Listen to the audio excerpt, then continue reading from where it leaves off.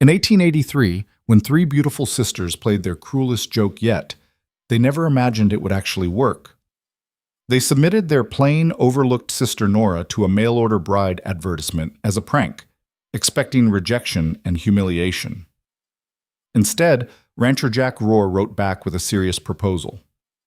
Now Nora faces an impossible choice: stay invisible in Missouri forever or risk everything on a stranger's promise 2,000 miles away. Stay until the end to see how the joke becomes something none of them saw coming. Hit that like button and comment what city you're watching from. I want to see how far this story travels. The letter arrived on a Tuesday. Nora Bennett was scrubbing the kitchen floor when her sister Violet burst through the door, waving the envelope like a victory flag. Behind her came Caroline and May, their faces lit with that particular brand of glee that always meant trouble for Nora. "It came," Violet announced, breathless. "Dear Lord, it actually came." Nora sat back on her heels, pushing a strand of mousy brown hair from her forehead. Her hands were red and raw from the lye soap, her dress soaked at the knees. "What came?" The three sisters exchanged glances. Caroline, the eldest and most beautiful, with golden hair that caught sunlight like honey, bit her lip to keep from laughing. May, barely 17 and already engaged to the mayor's son, pressed her hand to her mouth. "Read it to her," May whispered. "Oh, please read it to her." Violet cleared her throat dramatically. She was the middle beauty, dark-haired and sharp-featured, with eyes that could cut glass. She'd been the one to come up with the idea 3 weeks ago, drunk on apple wine and boredom. "Dear Miss Nora Bennett," she read, her voice dripping with theatrical formality. "I received your letter with great interest. I am indeed seeking a wife, and your honest words stood out among many others." Nora's stomach dropped. "What letter?" But Violet continued, ignoring her. "I am Jack Rohr, owner of the Double R Ranch in Campbell County, Wyoming Territory. I am 34 years old, a widower with a 7-year-old son named Thomas. I am not a man of flowery words or false promises. I can offer you a home, honest work, and fair treatment. If you are serious in your intent, I will send money for your passage west. We can marry upon your arrival. I expect a response within 2 weeks. Respectfully, Jack Rohr." The kitchen went silent except for the tick of the clock on the mantel. Nora stood slowly, her knees protesting. She was 23, thin as a fence post, with a face her own mother once described as serviceable. No curves, no beauty, no prospects. The entire county knew it. "What did you do?" Her voice came out flat, already knowing the answer. Caroline dissolved into giggles. "It was just a joke, Nora. We saw the advertisement in the Gazette. Rancher seeks honest wife for frontier life." And Violet said, "Imagine if we wrote back pretending to be you."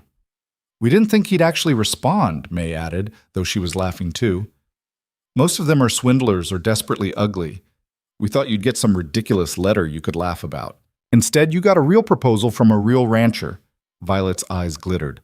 "Imagine that. Someone actually wants our Nora." The cruelty wasn't even hidden anymore. It sat there in the kitchen between them, solid as the table. Nora took the letter from Violet's hand. The paper was good quality, the handwriting firm and slanted.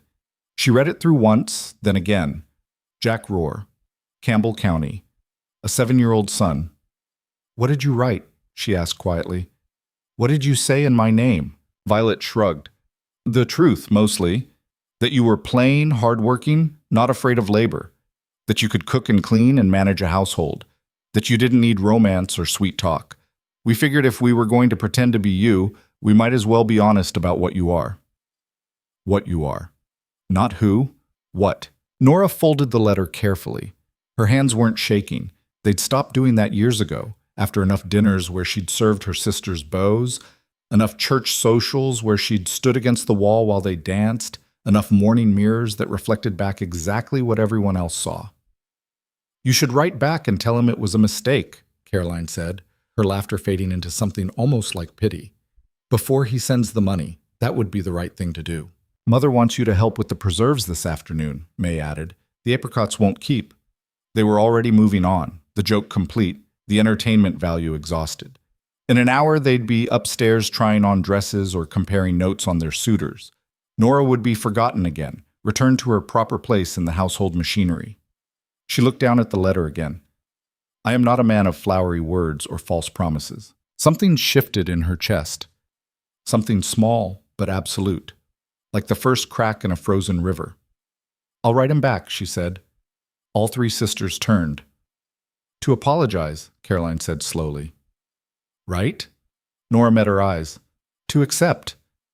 The kitchen exploded. "You can't be serious," Violet gasped.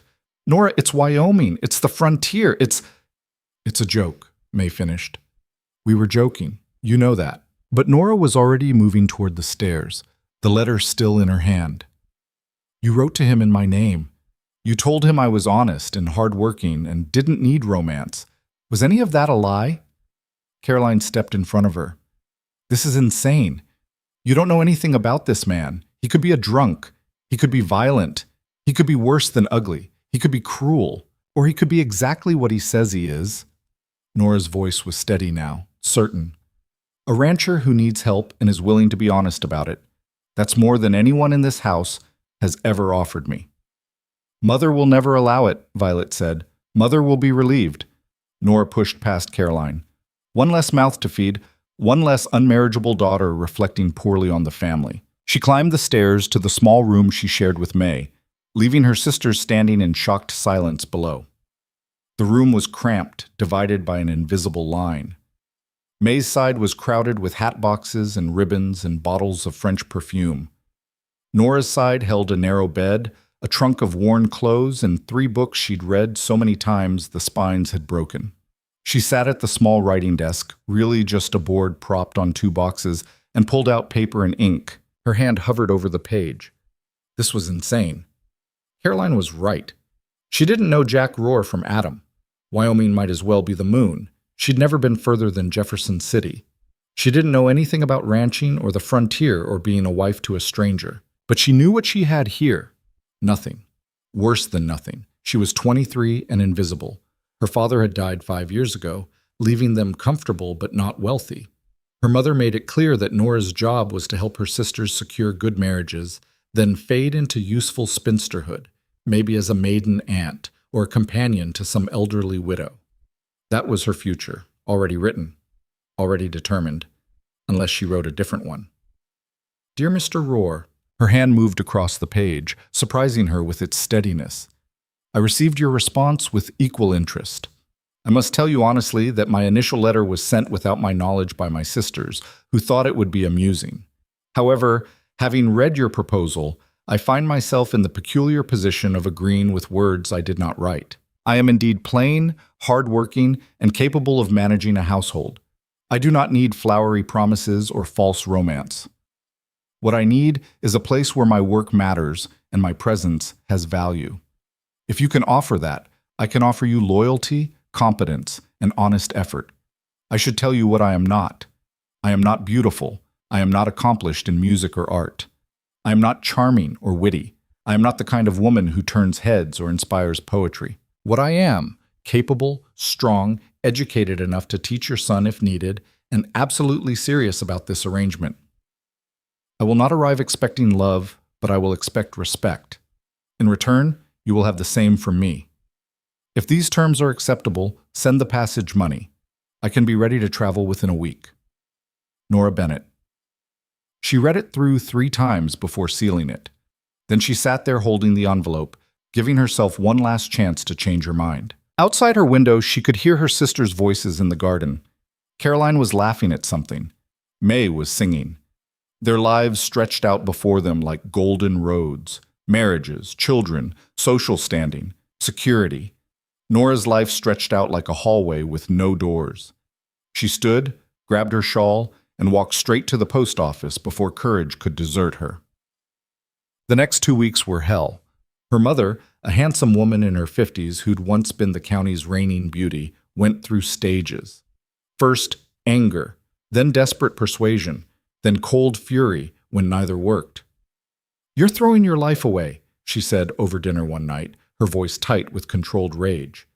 "You have no idea what you're walking into." "I'm 23, Nora replied, pushing food around her plate. "What life am I throwing away?" "A respectable life. A safe life. You could stay here, help your sisters, eventually." "Eventually what, Mother? Become a burden? A cautionary tale? The unmarried daughter everyone pities? Her mother's face flushed. Better pitied than dead in some Wyoming ditch. But even as she said it, they both knew it was over. Nora had already made her choice. The only question was whether Jack Rohr would keep his word. The money arrived 12 days later.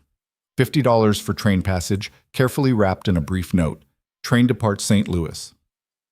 April 15th, I will meet you in Buffalo, Wyoming on April 22nd. Bring practical clothes and whatever personal items you need. The ranch is 10 miles outside town. Wire me when you leave so I know when to expect you. J.R., $50. He'd sent it without hesitation, without demanding proof or promises. Either he was sincere, or he was the most elaborate swindler in Wyoming. Nora packed that night. She had one trunk. She'd need only one. Work dresses, a good wool coat, sturdy shoes, her books, her mother's old sewing kit, a daguerreotype of her father. Everything else could stay. Her sisters watched from the doorway. "You're really doing this," Violet said. She wasn't laughing anymore. "I'm really doing this. What if he's awful?" May's voice was small. "What if it's all a lie?" Nora folded her nightgown carefully. "Then I'll deal with it. I've dealt with worse." "When?" Caroline demanded. "When have you dealt with anything worse than living here, in comfort, with family?" Nora turned to face them. All three were beautiful even now, in their nightclothes with their hair down. Caroline would marry her lawyer in June. Violet had 3 suitors competing for her attention. May would be a mayor's wife before she turned 20, and Nora was the shadow they stood on to reach higher. "Every day," she said quietly. "Every single day I've dealt with worse. You just never noticed." Caroline's face went pale. For a moment, something like guilt flickered there, but only for a moment. "We'll write to you," she said finally. "No, you won't." Nora latched her trunk. "And that's fine. We were never really sisters anyway, just people who shared a house." She left on April 13th. Her mother kissed her cheek with dry lips and handed her a small purse of extra money. "In case you need to come home," she whispered. "In case it's terrible." But they both knew Nora wouldn't come home. Couldn't come home. This wasn't a visit. It was an escape. The train rattled west through Missouri into Kansas, up through Nebraska and into Wyoming territory. Nora watched the landscape change through the window, from green hills to flat prairie to something wilder and more desolate than she'd imagined.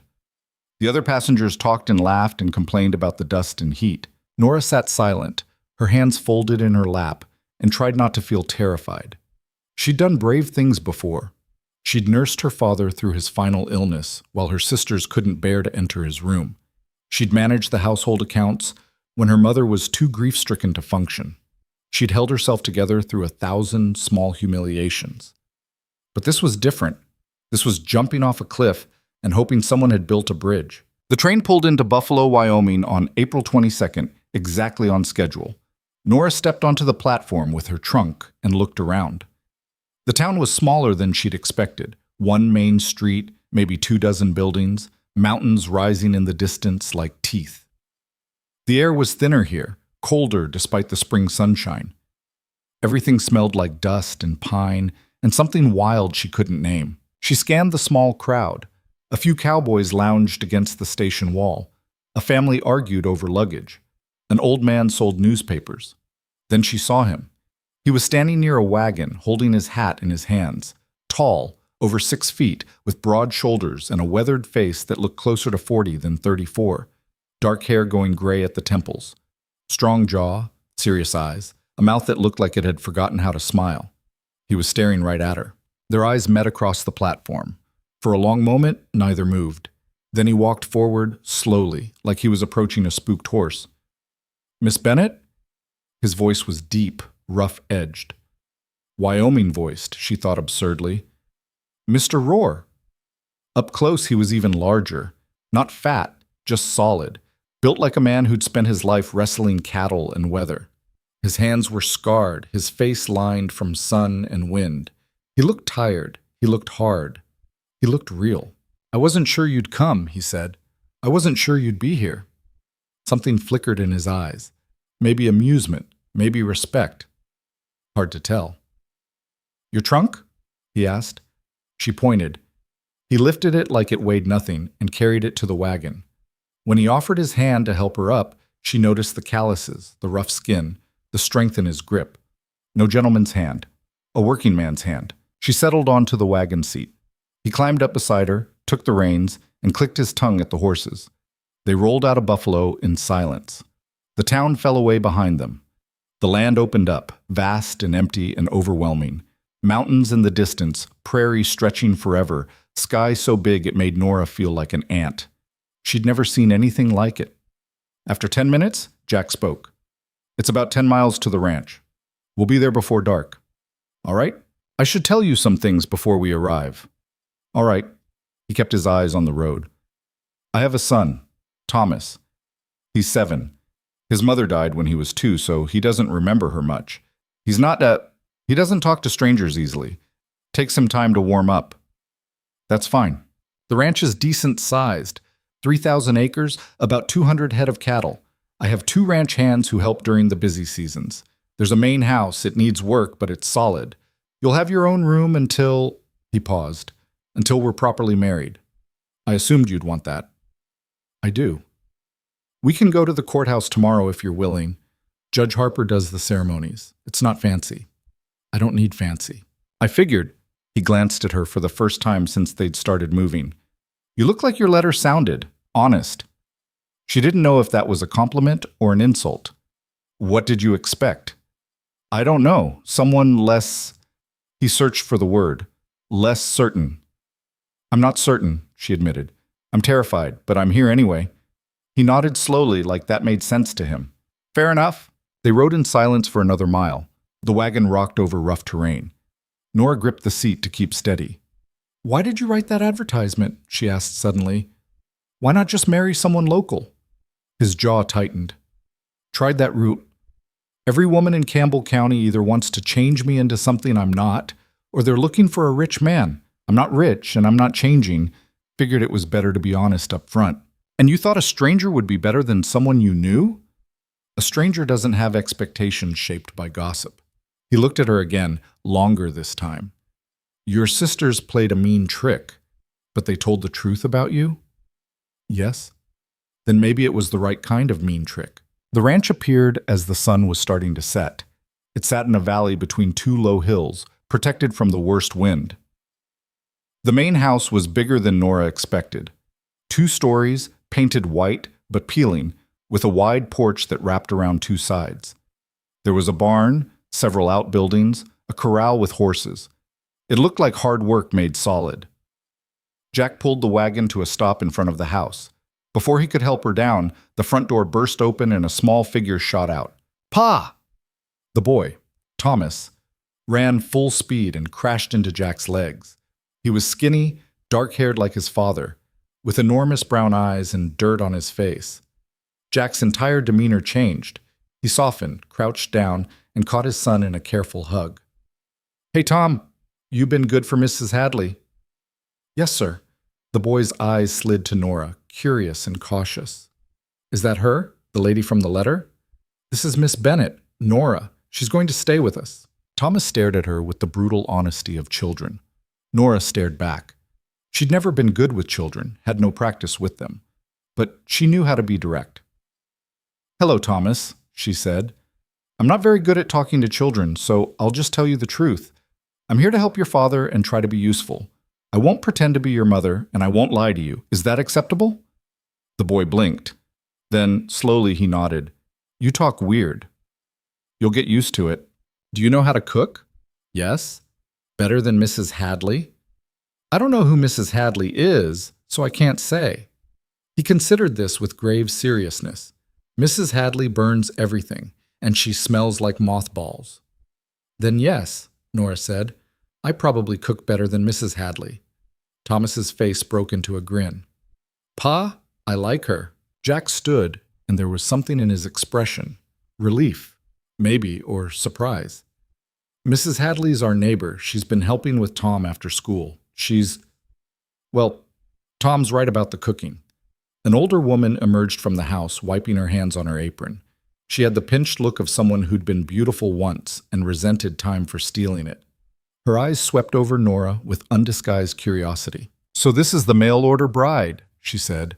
Not unkindly, but not warmly either. Lord have mercy, Jack. She's skin and bones. You sure she can handle ranch work? She'll do fine, Jack said firmly. Thanks for watching Tom, Mrs. Hadley. We'll manage from here. The woman sniffed. Courthouse tomorrow, I suppose? That's the plan. She collected her shawl and basket. Well, good luck to you both. You'll need it. She marched past Nora without another word and climbed into a small buggy near the barn. When she was gone, the three of them stood in the dusty yard in awkward silence. I'll show you the house, Jack said finally. Tom, grab the trunk. It's too heavy, Thomas protested. Then drag it. Builds character. The inside of the house was cleaner than Nora expected, but bare. The parlor held a sofa, one chair, and nothing else. The kitchen was functional. A good stove, a solid table, shelves stocked with basics. Everything was organized like a military barracks, efficient, joyless, practical. Your room's upstairs, Jack said, leading her up narrow steps. First door on the right. It's small but private. The room was indeed small, just enough space for a bed, a dresser, and a chair. But it had a window that looked out over the valley, and the bed had a thick quilt that someone had obviously made with care. My wife made that, Jack said quietly, seeing her look at it. Sarah. She was good at that kind of thing. You can use it or not, whichever you prefer. Nora touched the quilt gently. The stitching was beautiful, the colors faded but still vibrant. It would be disrespectful not to use it. She put work into this. He nodded. Supper's at 6. I'll have Tom show you where everything is. Tomorrow we'll go into town for the courthouse. Day after, we'll settle into the routine. What routine? You'll see. He turned to leave, then stopped. Nora? Yes? I meant what I said in the letter. I'm not good with words, and I don't know how to be anything but what I am. But I'll treat you fairly. You have my word on that. She believed him. That was the strange part. She actually believed him. Then we'll make this work, she said. He left. She heard his boots on the stairs, heard him talking quietly to Thomas in the kitchen below. She sat on the bed with the dead woman's quilt and looked out at the Wyoming wilderness turning purple in the twilight. Her sisters would be having dinner now. Caroline would be talking about her wedding plans. Violet would be flirting with someone. May would be laughing at something trivial. And Nora was here, 2,000 miles away, in a stranger's house, about to become a stranger's wife. She should have felt terrified. Instead, she felt something she hadn't felt in years. She felt possible. The courthouse was small and smelled like old paper and lemon oil. Judge Harper was a gray-haired man with kind eyes and a limp. He looked at Nora with concern when Jack explained the situation. You're sure about this, miss? Mail-order marriages are legal, but they're also risky. You don't know this man. He doesn't know me either, Nora pointed out. We're even. That's not quite. I'm of sound mind and legal age, she continued. I'm here of my own free will. What else is required? Judge Harper sighed. Jack, you'll treat this girl right? I will. And you'll register this marriage proper? We will. Then I suppose there's nothing stopping you. He pulled out the forms. Let's make it legal. The ceremony took 5 minutes. They signed papers, Judge Harper pronounced them married, and that was it. No rice, no music, no celebration. Thomas was the only witness, and he spent the entire time trying to balance on one foot. When it was done, Jack shook the judge's hand and guided Nora back outside. That's it? She asked. That's it. I thought there'd be more. More what? She gestured vaguely. I don't know. Ceremony. Meaning. The meaning's in what comes after, Jack said. Not in the words. They rode back to the ranch in silence. Thomas sat between them, swinging his legs and humming tunelessly. When they arrived, Jack helped her down from the wagon and stood there awkwardly. I'll be in the barn if you need anything, he said. Tom can show you around more. Supper's at 6 still. Then he walked away, leaving her standing in the yard with her new stepson. Thomas looked up at her with those huge brown eyes. Are you my ma now? No, Nora said honestly. I'm your father's wife. That's different. What should I call you? Nora is fine. Pa says I should call you ma'am. Your father can call me whatever he likes. You can call me Nora. He thought about this. Okay. You want to see the chickens? We got 12. One's mean, though. She pecks. Show me. He grabbed her hand, small, sticky, trusting, and dragged her toward the chicken coop. And just like that, Nora Bennett became Nora Rohr, wife to a stranger, stepmother to a 7-year-old, mistress of 3,000 acres of Wyoming wilderness. The joke had become her life. And somehow, impossibly, that felt exactly right. The first week nearly broke her. Nora woke at 4:30 that first morning to the sound of boots on the stairs. By the time she'd dressed and come down, Jack was already outside and Thomas was still asleep. The kitchen was dark and cold. She lit the stove with numb fingers, found coffee grounds in a tin, and started breakfast with ingredients she had to hunt for in unfamiliar cupboards. Jack came in at 5:15, stamping mud off his boots. He stopped when he saw her at the stove. "You didn't have to get up this early," he said. "What time do you normally eat?" 5:30. "Then I had to get up this early." She cracked eggs into a pan. "How do you like them?" "However they come." She served him scrambled eggs, bacon, and coffee so strong it could strip paint. He ate without comment, methodically, like fueling a machine. When he finished, he stood and carried his plate to the sink. "I'll be working the north pasture today. Tom has school. He leaves at 7:30. I'll be back around 6 for supper." "What should I do?" He looked at her like the question didn't make sense. "Whatever needs doing, you'll figure it out." Then he was gone, and she was alone in a strange kitchen, in a strange house, with no instructions and no idea what "whatever needs doing" actually meant. She figured it out. The house was clean but neglected, floors swept but never scrubbed, dishes washed but put away haphazardly, laundry done but not mended. Everything had been maintained at the minimum level necessary for survival and nothing more. It was a house where people existed but didn't live. Nora started with the kitchen. She reorganized the cupboards by logic instead of randomness, scrubbed the floor until her back screamed, washed windows that hadn't been properly cleaned in years. Thomas came down at 7, ate the breakfast she'd kept warm for him, and stared at her like she was a peculiar species of bird. "You don't have to do all that," he said, watching her attack the baseboards with a brush. "Yes, I do." "Why?" "Because it needs doing." He thought about this while chewing his toast. Mrs. Hadley never cleaned like that. "I'm not Mrs. Hadley." I noticed. He grabbed his school books. "I'll be back at 3. "I'll be here." After he left, the silence was enormous. Nora worked through it, scrubbing and organizing and fixing. She found a loose hinge on a cupboard door and tightened it with tools from the barn. She discovered a leak under the sink and stuffed it with rags until she could figure out a permanent solution. She mended 3 of Thomas's shirts that had been sitting in a basket for weeks. By the time Thomas came home, she'd transformed the kitchen and started on the parlor. The boy dropped his books and looked around with wide eyes. "It's different," he said. "Is that bad?" "No, it just looks like somebody lives here now." At 6 o'clock, Jack came through the door. He stopped the same way Thomas had, scanning the kitchen like he'd walked into the wrong house. "You've been busy," he said carefully. "Things needed doing." Nora set supper on the table, pot roast, potatoes, carrots, bread she'd baked that afternoon. "Sit." He sat. So did Thomas.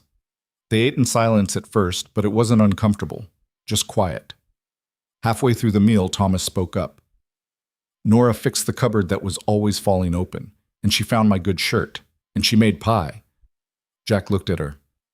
"You made pie on your first day?" The apples were going soft. He took another bite of pot roast, chewing slowly. When he swallowed, he said, "This is good, really good. I didn't know Mrs. Hadley was that bad a cook until now." "She wasn't a bad cook," Nora said. "She just didn't care. There's a difference." Something flickered across his face. "You care?" "I'm here, aren't I? I might as well do it right." After supper, Jack went to his study, a small room off the parlor where he kept ranch records and account books. Thomas did his homework at the kitchen table while Nora washed dishes. When the boy went to bed at 8, she was left alone with the sound of scratching pen from the study and the tick of the clock.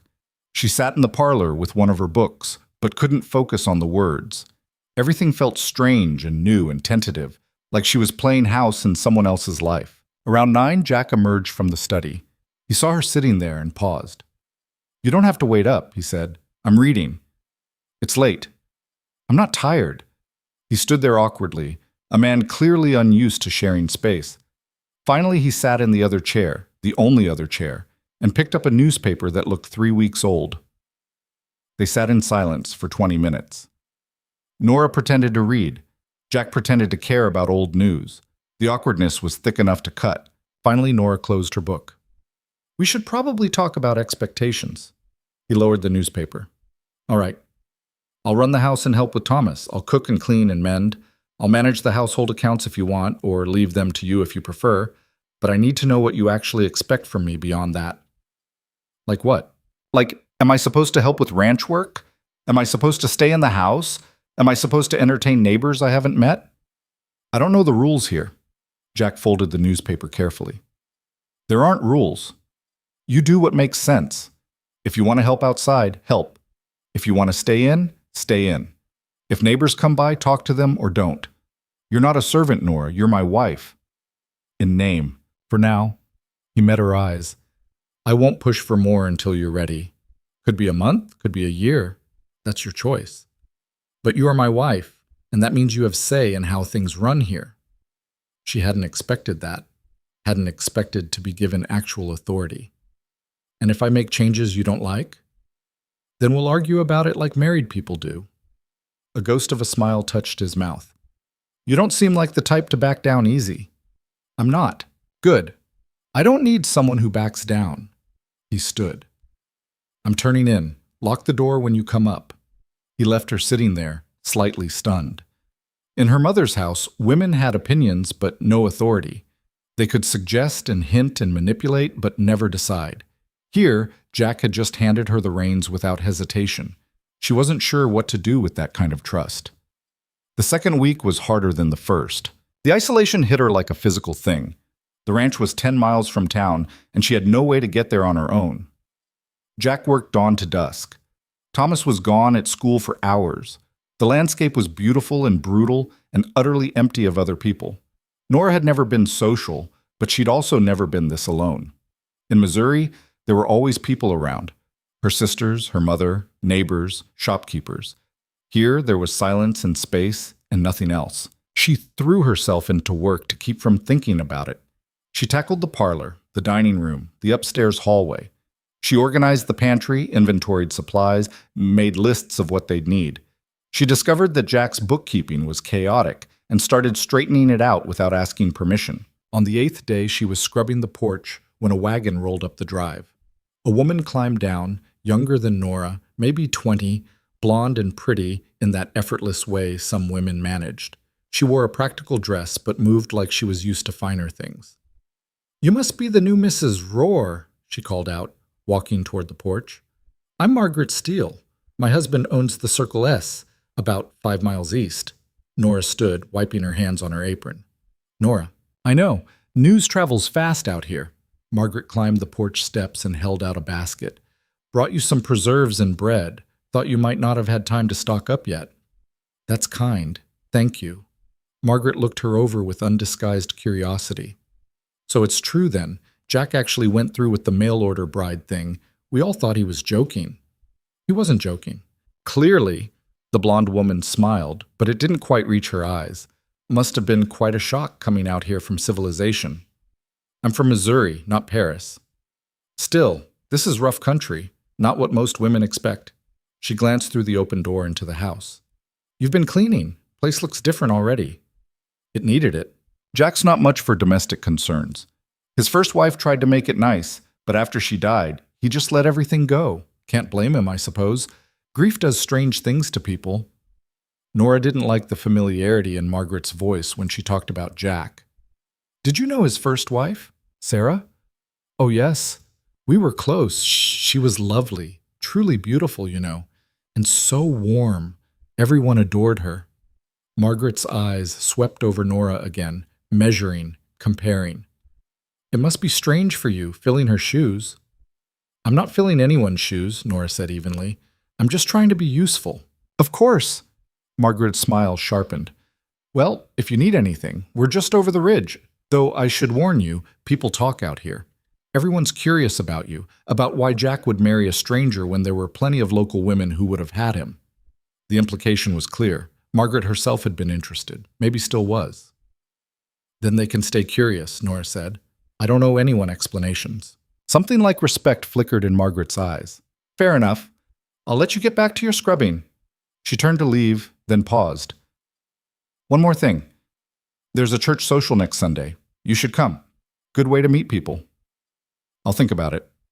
After Margaret left, Nora stood on the porch feeling rattled. She'd expected judgment from the community. She wasn't stupid, but she hadn't expected it to be quite so pointed, quite so soon. That night at supper, she mentioned the visit. Margaret Steele came by, she said, passing Jack the potatoes. His expression darkened. What did she want? To welcome me, bring preserves, invite us to a church social. We're not going. Thomas looked up from his plate. I want to go. There's games and pie. You can go. We're not. Jack, Nora started. I know what that social is, he cut her off. It's an excuse for people to stare at you and ask rude questions and treat you like a curiosity. You don't need that. Maybe I can handle it. I'm sure you can. That doesn't mean you should have to. He stabbed his fork into his food. Margaret's been fishing for an invitation to this ranch since Sarah died. She's not being friendly. She's being nosy. So we hide. We avoid unnecessary trouble. Nora set down her fork. I appreciate the protection, but I'm not made of glass. If people want to judge me, let them. I've been judged my whole life. I'm used to it. Jack's jaw tightened. This is different. These people can make your life hell if they decide they don't like you.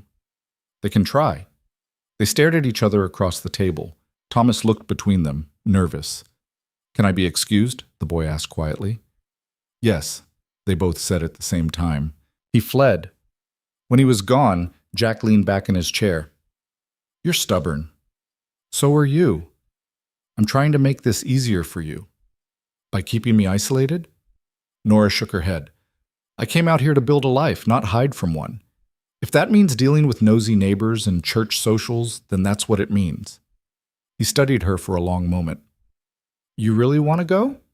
No, I'd rather be scrubbing floors, but I think we have to. We. Yes. We. She met his eyes. You married me in front of a judge. Now you can show people you're not ashamed of that decision. Something shifted in his expression. Surprise, maybe, or recognition. I'm not ashamed. Then prove it. He was quiet for a long time. Finally, he nodded once. Sunday. But if anyone says something out of line, we're leaving. Deal. The church social was exactly as awful as Nora expected. They arrived late, which was a mistake. Everyone was already gathered in the churchyard, and their entrance caused a visible ripple of attention. Conversation stopped. Heads turned.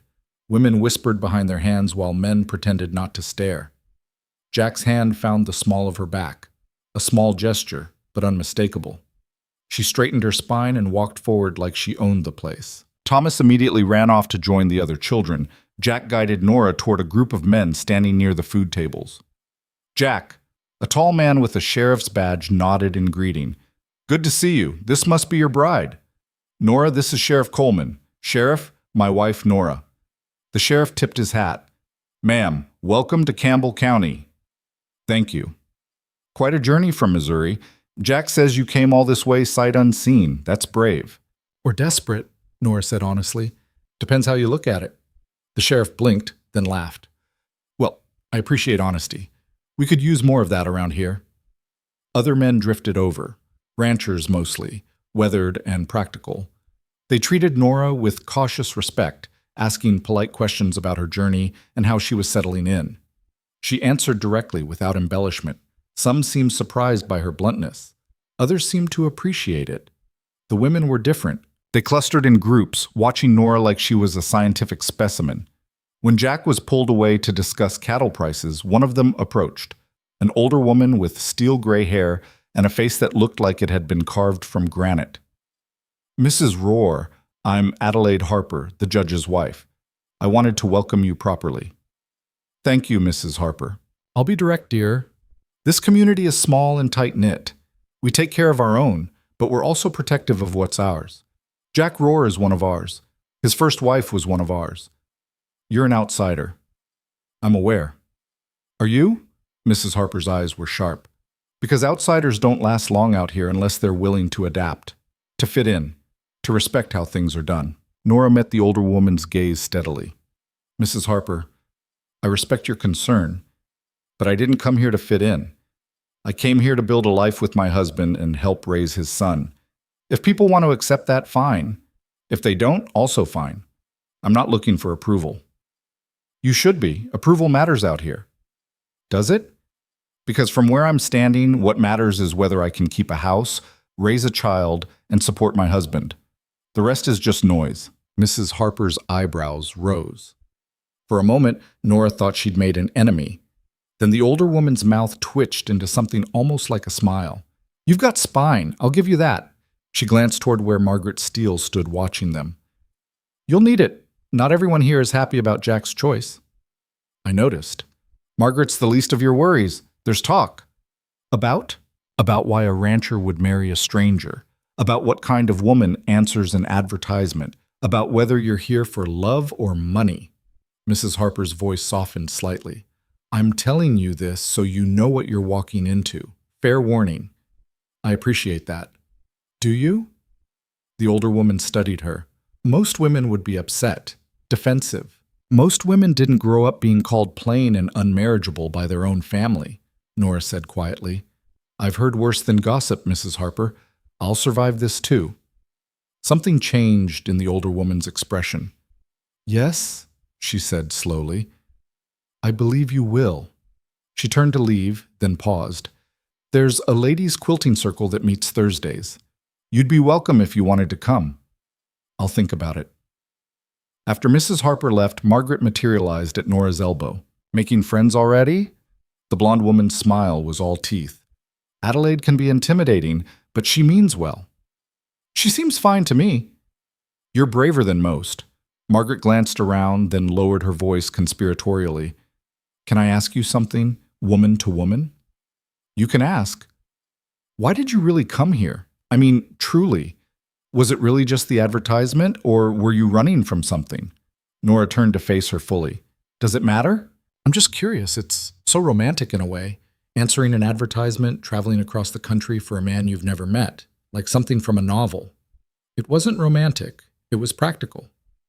Still, you must have had other options. Pretty girls always do. I'm not pretty, Nora said flatly. That's actually the point. I had no options in Missouri. Jack offered me one, I took it. Margaret's smile faltered. I didn't mean, yes, you did. Nora kept her voice level. You meant to make me feel like I don't belong here, like I'm lesser than his first wife, like I stole something that should have gone to someone local, someone like you, maybe. The blonde woman's face flushed. That's not... It's fine, Margaret. I'm not angry. I just want to be clear. Nora stepped closer, lowering her voice so only Margaret could hear. I'm not here to compete with a dead woman or a community's expectations. I'm here because Jack asked me to be. If that bothers you, that's your problem to solve, not mine. She walked away before Margaret could respond, heading toward where she'd seen Thomas playing with other children. Her heart was hammering, but her hands were steady. Jack found her a few minutes later. You all right? He asked quietly. Fine. Ready to leave? He looked at her carefully. What happened? Nothing I can't handle. She glanced around at the watching crowd. But yes, I'm ready to go home. Tom's having fun. Then let him stay. Someone can bring him back later, can't they? Jack studied her face, reading something there she hadn't said out loud. Yeah, Sheriff said he'd bring him. He raised his voice slightly. Tom, we're heading out. Sheriff Coleman will bring you home later. The boy waved without stopping his game. Jack placed his hand on Nora's back again and guided her toward the wagon. They were halfway home before he spoke. Margaret said something. Margaret says a lot of things. What did she say to you? Nora stared out at the passing landscape. Nothing I didn't already know. That I'm an outsider, that people are talking, that I'm not what they expected. I don't care what they expected. I know, but they do. She looked at him. Your first wife was beautiful and beloved. I'm neither of those things. People are always going to compare us, and I'm always going to come up short. Jack's hands tightened on the reins. Sarah was beautiful. She was also weak. She couldn't handle the isolation, couldn't handle the hard work, couldn't handle the reality of ranch life. She tried, but it broke her. By the end, she was miserable. Nora blinked. She hadn't expected that kind of honesty. I loved her, Jack continued, his voice rough. But our marriage was hard. She wanted things I couldn't give her: society, culture, ease. When she died, part of me was relieved. Not that she was gone, but that we didn't have to keep pretending anymore. He glanced at Nora. You want to know why I put that advertisement in the paper? Because I was tired of pretending. I wanted someone who could look at this life and not flinch from it. And you think I won't flinch? You haven't yet. They rode in silence for a while. The sun was setting, painting the sky in shades of purple and gold. The land stretched out forever, beautiful and harsh and unforgiving. I talked to Mrs. Harper, Nora said eventually. She invited me to a quilting circle. You going? Maybe. Would you mind? It's your choice. That's not an answer. He sighed.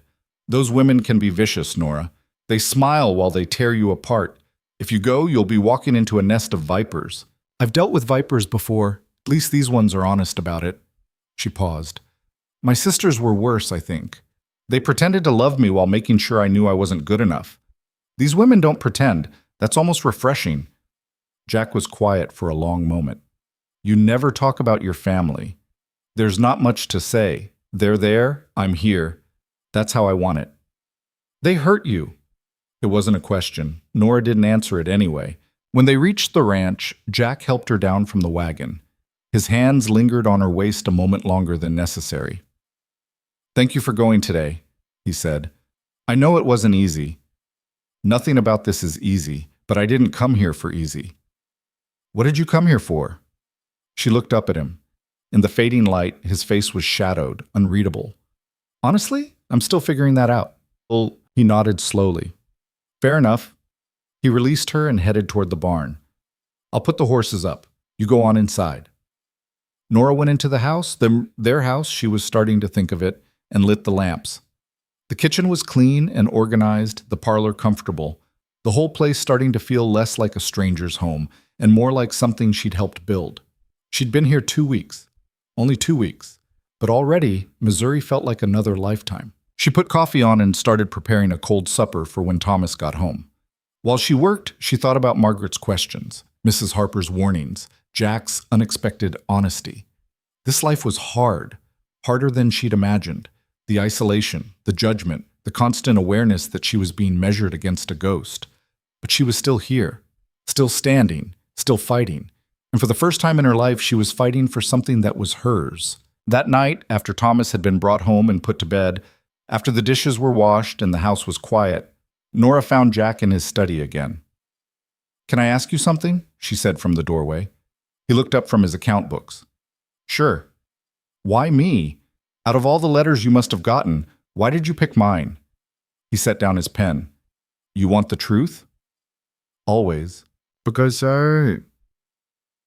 you were the only one who didn't lie. Every other letter tried to make the woman sound better than she probably was.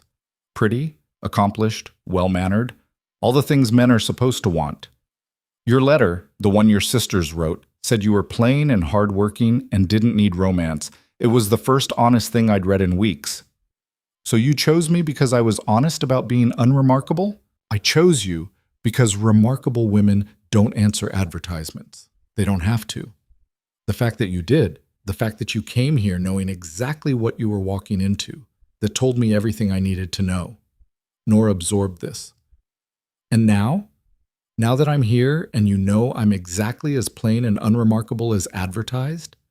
Jack stood and crossed to the doorway. He was close enough that she could smell leather and hay and something distinctly him. Now I think my first impression was wrong, he said quietly. You're not unremarkable at all, Nora. You're probably the most remarkable woman I've ever met.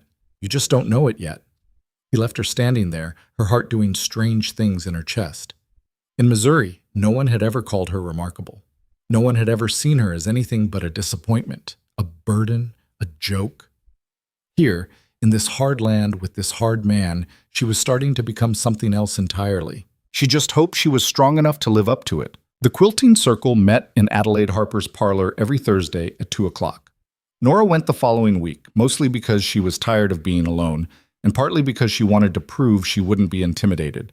She walked into a room of 12 women who stopped talking the moment she appeared.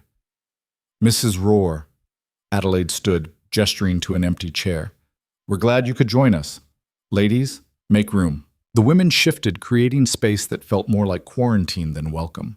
Nora sat and picked up the quilt square Adelaide handed her, threading her needle without looking up. "We're working on a wedding quilt for Sarah Mitchell," Adelaide explained. "She's marrying the Thompson boy next month." "Lovely," Nora said, and meant it. The stitching around her was exquisite. For 10 minutes, the conversation flowed around her like she wasn't there. Weather, recipes, whose son was courting whose daughter. Safe topics.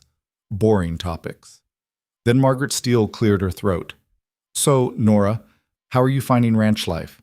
It must be quite different from Missouri." "It is." "Do you miss your family?" "No." The bluntness created a small silence. Margaret's smile tightened. "That's rather cold." "It's honest." Nora kept her eyes on her stitching. "My family and I weren't close. I don't miss them. I'm happier here." "After only 3 weeks?" Another woman, younger with a pinched face, leaned forward. "That seems fast." "Does it? I was miserable for 23 years. 3 weeks of not being miserable feels significant."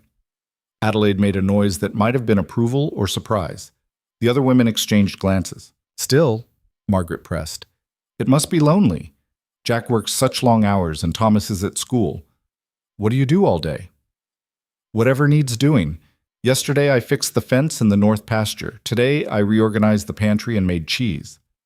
"You fixed a fence?" The pinch-faced woman sounded scandalized. "That's men's work." "It needed fixing and Jack was busy, so I fixed it.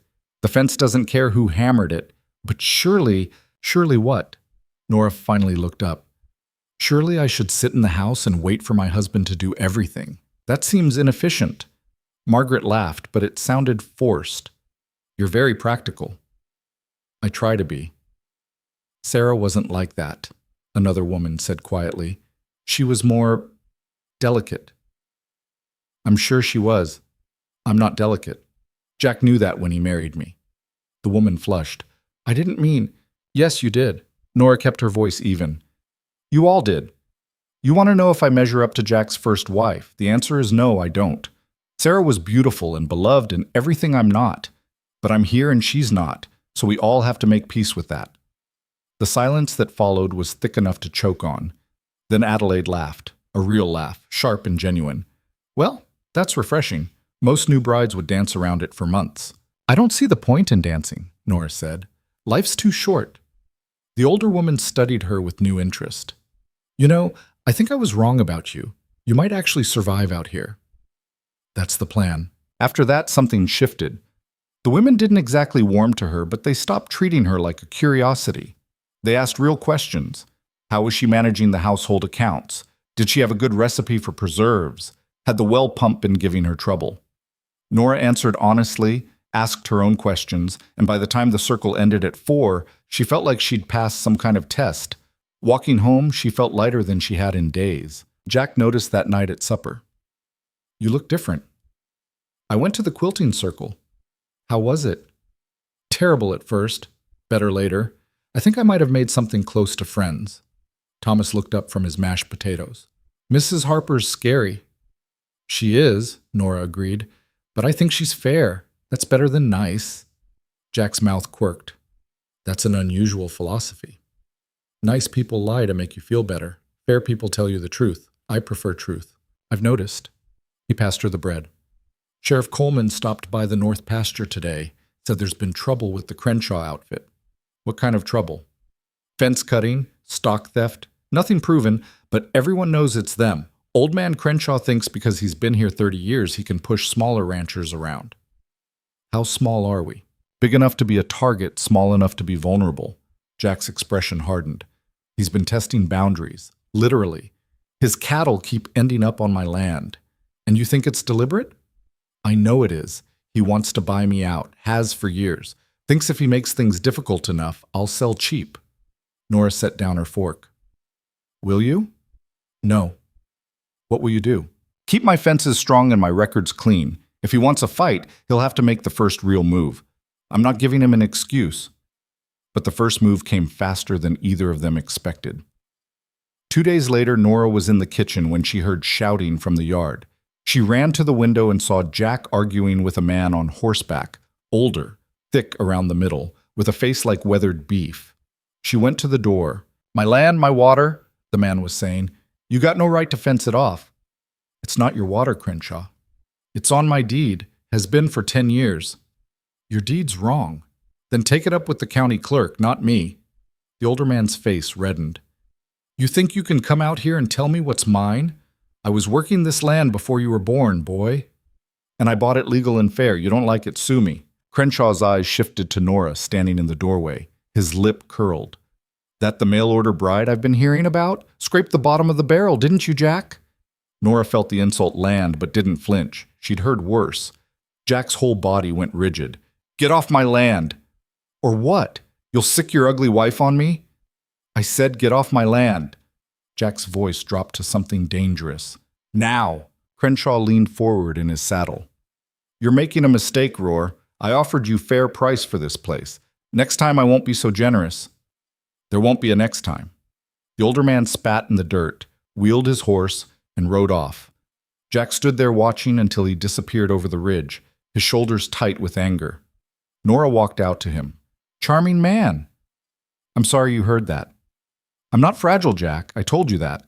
"I know, but—" He turned to her, frustration written all over his face. "He had no right to talk about you that way." "He had every right.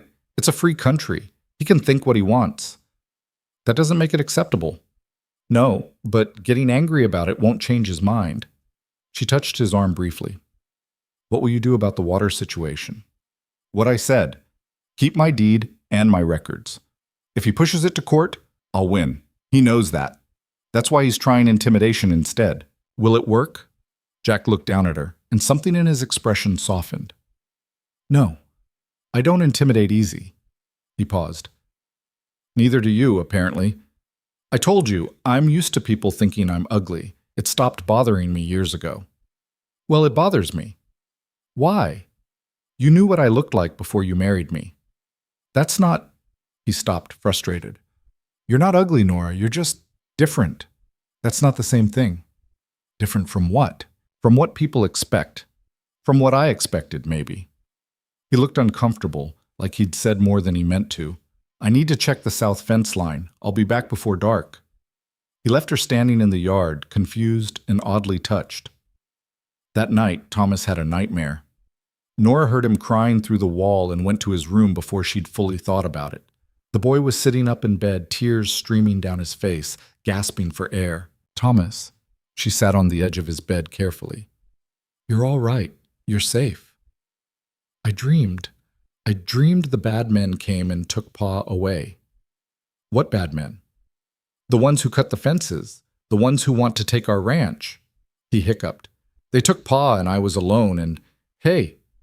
She took his hand, small and sweaty, in hers. "Your father's not going anywhere. He's too stubborn." "But what if—" "No what ifs.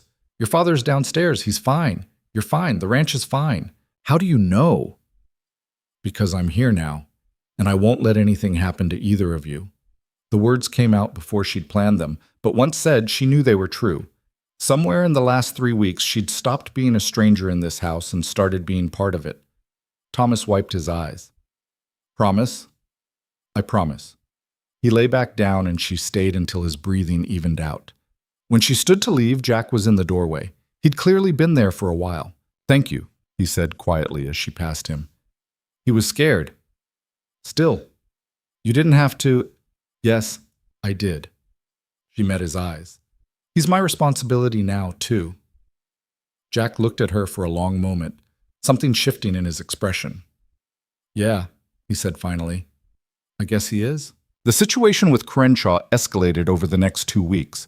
More fence cutting, cattle driven onto double R land and left there, then claimed as Crenshaw's when Jack tried to remove them. It was clever harassment, nothing Jack could prove in court, but constant enough to be draining. Nora watched her husband grow more tense, more tired, more frustrated. He stopped sleeping well, started snapping at Thomas over nothing. The easy rhythm they'd started to develop cracked under the pressure. Then came the town meeting. The county was voting on a new water rights proposal, one that would give precedence to older claims over newer ones. Crenshaw had pushed for it, claiming tradition and history should matter more than recent deeds. Jack had to fight it, or risk losing legal access to the creek that ran through his property. Nora went with him. The meeting was held in the schoolhouse, packed with ranchers and their wives. Crenshaw sat in the front row, looking smug. Jack found a seat near the back, his jaw tight. The county commissioner, a thin man with spectacles, called the meeting to order and outlined the proposal. It was technical and boring and clearly designed to favor old-timers like Crenshaw. Several ranchers spoke in support. A few spoke against, but weakly, like they knew they'd lose. Then Jack stood. "Commissioner Burke, I'd like to speak against this measure." "You'll have your turn, Roars." "I'd like it now." Burke sighed. "Fine. Make it quick." Jack walked to the front of the room. Every eye followed him. Nora could see the tension in his shoulders, the anger he was barely controlling. "This proposal isn't about tradition," Jack said, his voice carrying. "It's about one man trying to steal what he couldn't buy. Crenshaw's been harassing me for months because he wants my land. When I wouldn't sell, he started cutting fences and moving stock. Now he's trying to use county law to take what's legally mine." Crenshaw stood. "That's a lie." "Is it? Ask anyone here. Ask them if they've seen your boys cutting my fences. Ask them if they've seen your cattle on my land. Cattle wander. That's not theft. It is when you file claim on them afterward." The room erupted in murmurs. Commissioner Burke banged his gavel. "Gentlemen, please." "The point," Jack continued, "is that this measure isn't fair. It punishes anyone who bought land in the last 10 years. That's half the ranchers in this room. You pass this, you're telling us our deeds don't matter. Our work doesn't matter. Only how long we've been here matters." "Tradition matters," Crenshaw shot back. "Respect matters. You young bucks think you can come in here and change everything. Well, some of us remember how things used to be." "How things used to be isn't relevant to how things are legally." Jack's voice was steel. "I have a deed. I have water rights. You can't vote those away just because you don't like me. This isn't about you. It's exactly about me. You wrote this measure because I wouldn't sell. Everyone in this room knows it." Crenshaw's face went purple. "You arrogant—" "Mr. Crenshaw." Nora stood up before she'd fully decided to. The room went quiet. "May I ask you a question?" The older man stared at her. "What?" "If the situation were reversed, if you'd bought land 10 years ago and someone with an older claim tried to take your water rights, would you think that was fair?" "That's different." "How?" "Because I've put 30 years into this county. I've earned my place. And my husband hasn't?" Nora walked forward, her heart hammering but her voice steady. "He's worked his ranch for 10 years. He's raised a son here. He's contributed to this community. The only difference between you is time. If time is the only measure of worth, then no one new should ever be allowed to succeed. Is that really what this county wants?" The room was silent. Commissioner Burke looked uncomfortable. Several ranchers were nodding slowly. Margaret Steele stood up. "She has a point. This measure would hurt my husband's ranch, too. We've only been here 8 years. Another rancher stood. "And mine. We bought our land 12 years ago, but Crenshaw's claim predates that." "Now, wait," Crenshaw started. But the damage was done.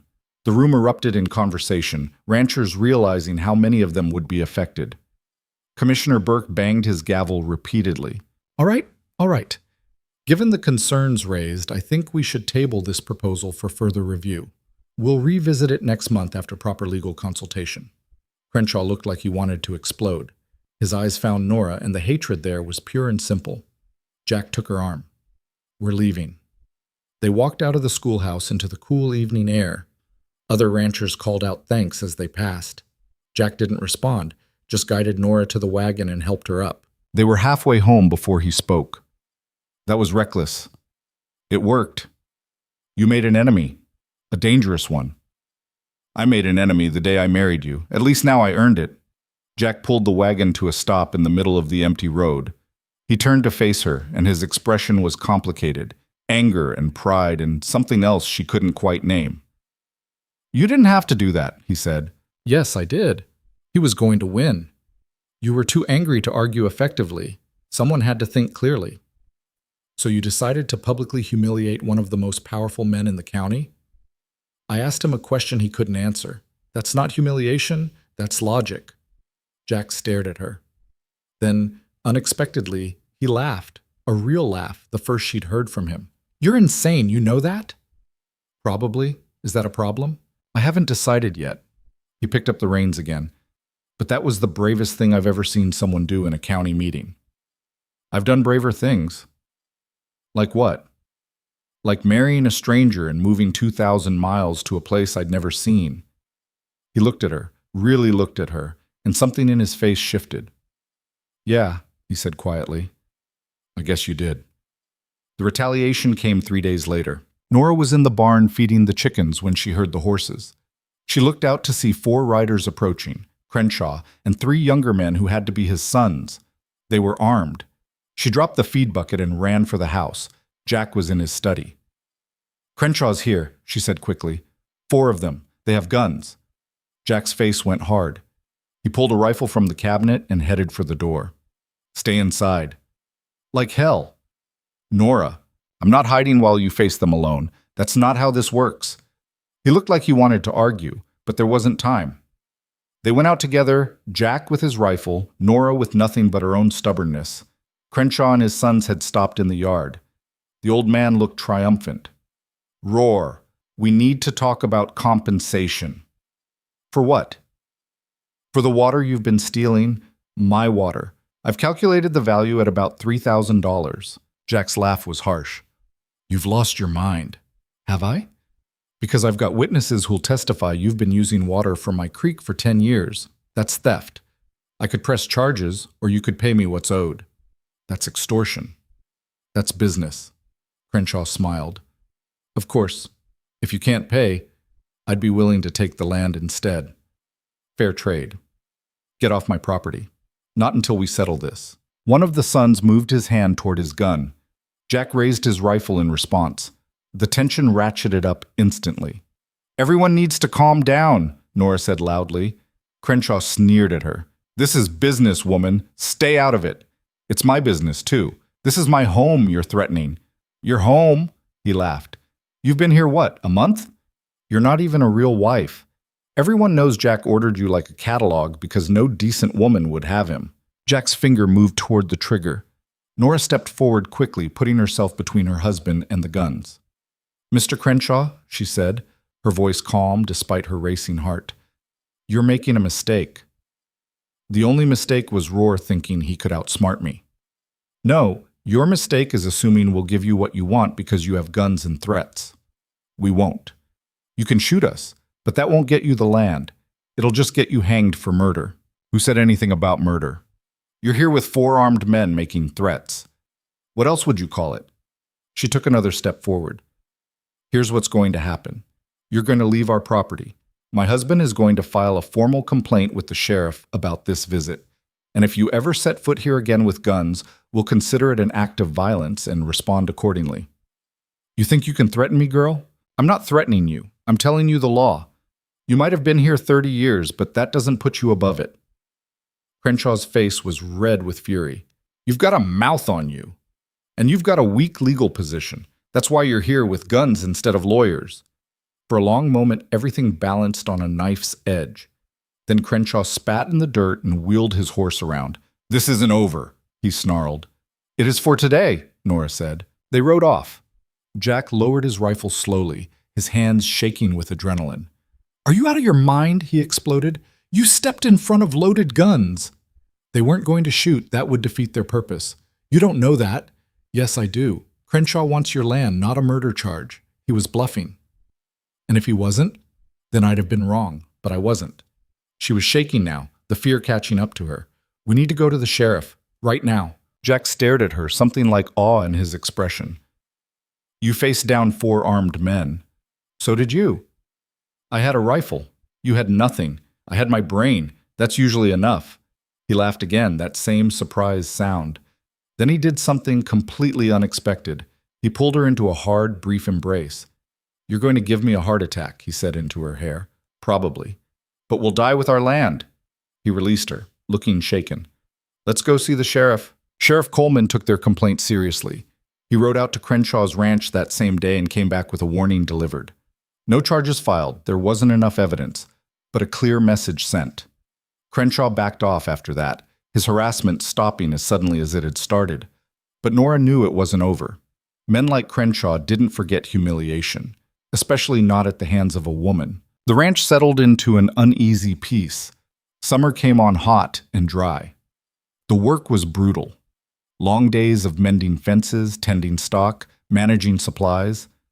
Nora threw herself into it, learning the rhythms of ranch life, earning the respect of the two hired hands who showed up for seasonal work. Jack watched her with something that looked like amazement. She could feel his eyes on her when she worked, feel the weight of his reassessment. One evening in late July, they were sitting on the porch after supper. Thomas was catching fireflies in the yard. The air was thick and warm, the sky turning purple. "I was wrong about you," Jack said suddenly. Nora looked at him. "What do you mean? When I sent for you, I thought I needed someone practical, someone who could cook and clean and help with Tom. A partner for the work." He paused. "I didn't expect to get someone who'd stand up to Crenshaw, someone who'd face down guns to protect what's ours." "What's ours?" "This ranch, this life, this family." He met her eyes. "That's what we are now, isn't it? A family." Something warm unfurled in Nora's chest. "I suppose it is. I'm glad you answered that letter," Jack said quietly. "Even if it was a joke, even if it wasn't what you planned, I'm glad you came." "So am I." They sat in comfortable silence, watching Thomas chase lights in the gathering dark. Somewhere in the distance, a coyote howled. The mountains stood black against the purple sky. "Nora?" Jack's voice was careful. "Yes? I know we agreed to take things slow, to let you decide when, if, this became more than an arrangement." He hesitated. "But I want you to know that for me it already is. More, I mean." Her heart stuttered. "Jack, you don't have to say anything. I just wanted you to know." He stood, awkward, suddenly. "I'll put Tom to bed." He went inside, leaving Nora on the porch with her thoughts in chaos. She'd felt it too, that shift from arrangement to something real. She'd felt it when she stood between him and Crenshaw's guns, felt it when Thomas called for her in the night, felt it every time Jack looked at her like she was something more than he'd bargained for. But saying it out loud made it terrifying. The storm came in September. It started as a dark line on the horizon, moving fast. Jack saw it and immediately started securing everything. Animals in the barn, equipment tied down, windows shuttered. The hired hands rode for their own places. Thomas was sent to the root cellar with blankets and a lamp. "This is bad," Jack said, watching the approaching clouds. "Really bad. We need to get inside." They barely made it. The wind hit like a fist, tearing at the house. Rain came sideways, so hard it sounded like gravel against the walls. The windows rattled in their frames. Nora and Jack huddled in the kitchen, listening to the storm tear at everything they'd built. "The barn," Jack said suddenly. "I didn't secure the north door completely." "You can't go out there. If it tears open, we'll lose the horses. Maybe the cattle too if they panic. Then we'll lose them. You can't—" But he was already grabbing his coat. Nora caught his arm. "Jack, don't, please. I have to." He looked at her and his eyes were serious. "This ranch is all I have, all Tom has. I can't let it go without a fight." "Then I'm coming with you." "Absolutely not." "You'll need help securing the door. 2 people can do it faster than 1. They argued for 30 seconds while the storm raged. Then Jack swore and grabbed a rope. "We tie ourselves together. If one of us goes down, the other can pull them back. Understood?" "Understood." They tied the rope around their waists and stepped out into hell. The wind was vicious, tearing at their clothes and stealing their breath. Rain blinded them. Lightning cracked close enough to feel. They fought their way to the barn, Jack in front breaking the wind, Nora behind holding tight to the rope. The barn door was hanging by one hinge, banging violently. The horses inside were panicking. Jack grabbed one side of the door while Nora took the other. Together they wrestled it closed against the wind, muscles screaming, feet slipping in mud. Jack hammered in the crossbar while Nora held the door. Lightning struck somewhere close, and the thunder was instant and deafening. The rope between them went taut as they both stumbled. Then it was done. The door was secured. They turned to fight their way back to the house. That's when Nora went down. Her foot caught on something, a rock, a root, she never knew. She fell hard, the rope jerking Jack backward. The wind tried to roll her, to drag her. She couldn't see, couldn't breathe, couldn't find purchase. Then Jack's hands were on her, hauling her up, his body shielding her from the worst of the wind. He half carried, half dragged her to the house and through the door. They collapsed on his kitchen floor, gasping and soaked and shaking. "Are you hurt?" Jack's hands were on her face, her arms, checking for damage. "I'm fine. I just fell." "You could have been killed." "So could you." "That's different." "Why?" "Because you're the man?" She pushed wet hair out of her face. "We're partners, Jack. Equal partners. That means equal risk." He stared at her, water dripping from his hair, something wild in his eyes. Then he kissed her. It wasn't gentle. It was fierce and desperate and tasted like rain and fear and relief. Nora kissed him back, her hands fisting in his soaked shirt, everything she'd been holding back pouring out in that moment. When they broke apart, they were both breathing hard. "I thought I lost you," Jack said roughly. "When you went down, I thought, I'm here. We're both here. I can't lose you, Nora. I can't." He pulled her close again, his face buried in her wet hair. "Somewhere along the way, you stopped being a stranger, stopped being an arrangement. You became necessary." She held him tight, feeling his heart hammering against hers. "You became necessary too." They stayed like that while the storm raged outside, holding each other on the kitchen floor, no longer pretending this was anything but what it had become. When the storm finally passed, they found Thomas asleep in the root cellar and carried him up to bed together. Then they stood in the hallway between their separate rooms, looking at each other. "You should get dry," Jack said. "So should you." Neither of them moved. "Nora, your room or mine?" she asked quietly. His eyes darkened. "Are you sure?" "I'm sure." He took her hand and led her to his room, larger than hers, with a bed built for two. They helped each other out of wet clothes with shaking hands, and when they came together this time, it was slow and careful and real. Afterward, lying in the dark with Jack's arm around her, Nora felt something she'd never felt before. Not just wanted, not just needed, but chosen. Deliberately, specifically chosen. "I love you," Jack said into the darkness. "I know that's not what we agreed to. I know this was supposed to be practical, but I love you anyway." Nora turned to face him. In the faint moonlight through the window, she could just make out his features, strong and honest in hers. "I love you too," she said. "I didn't think I would. Didn't think I could. But I do." He kissed her again, soft this time. "Best joke your sisters ever played." She laughed. Don't let them know that. They'd never forgive themselves. They fell asleep tangled together while Wyoming settled into stillness outside. The storm spent, the danger passed, and everything irrevocably changed. Morning came soft and golden through the bedroom window. Nora woke to find Jack already awake, watching her with an expression she couldn't quite read. "What?" she asked, her voice rough with sleep. "Nothing. Just thinking." "About?" "About how I almost sent a different letter. Almost told you the position was filled." He traced a finger along her arm. "What would have happened if I had? I'd still be in Missouri, miserable. And I'd still be here, also miserable."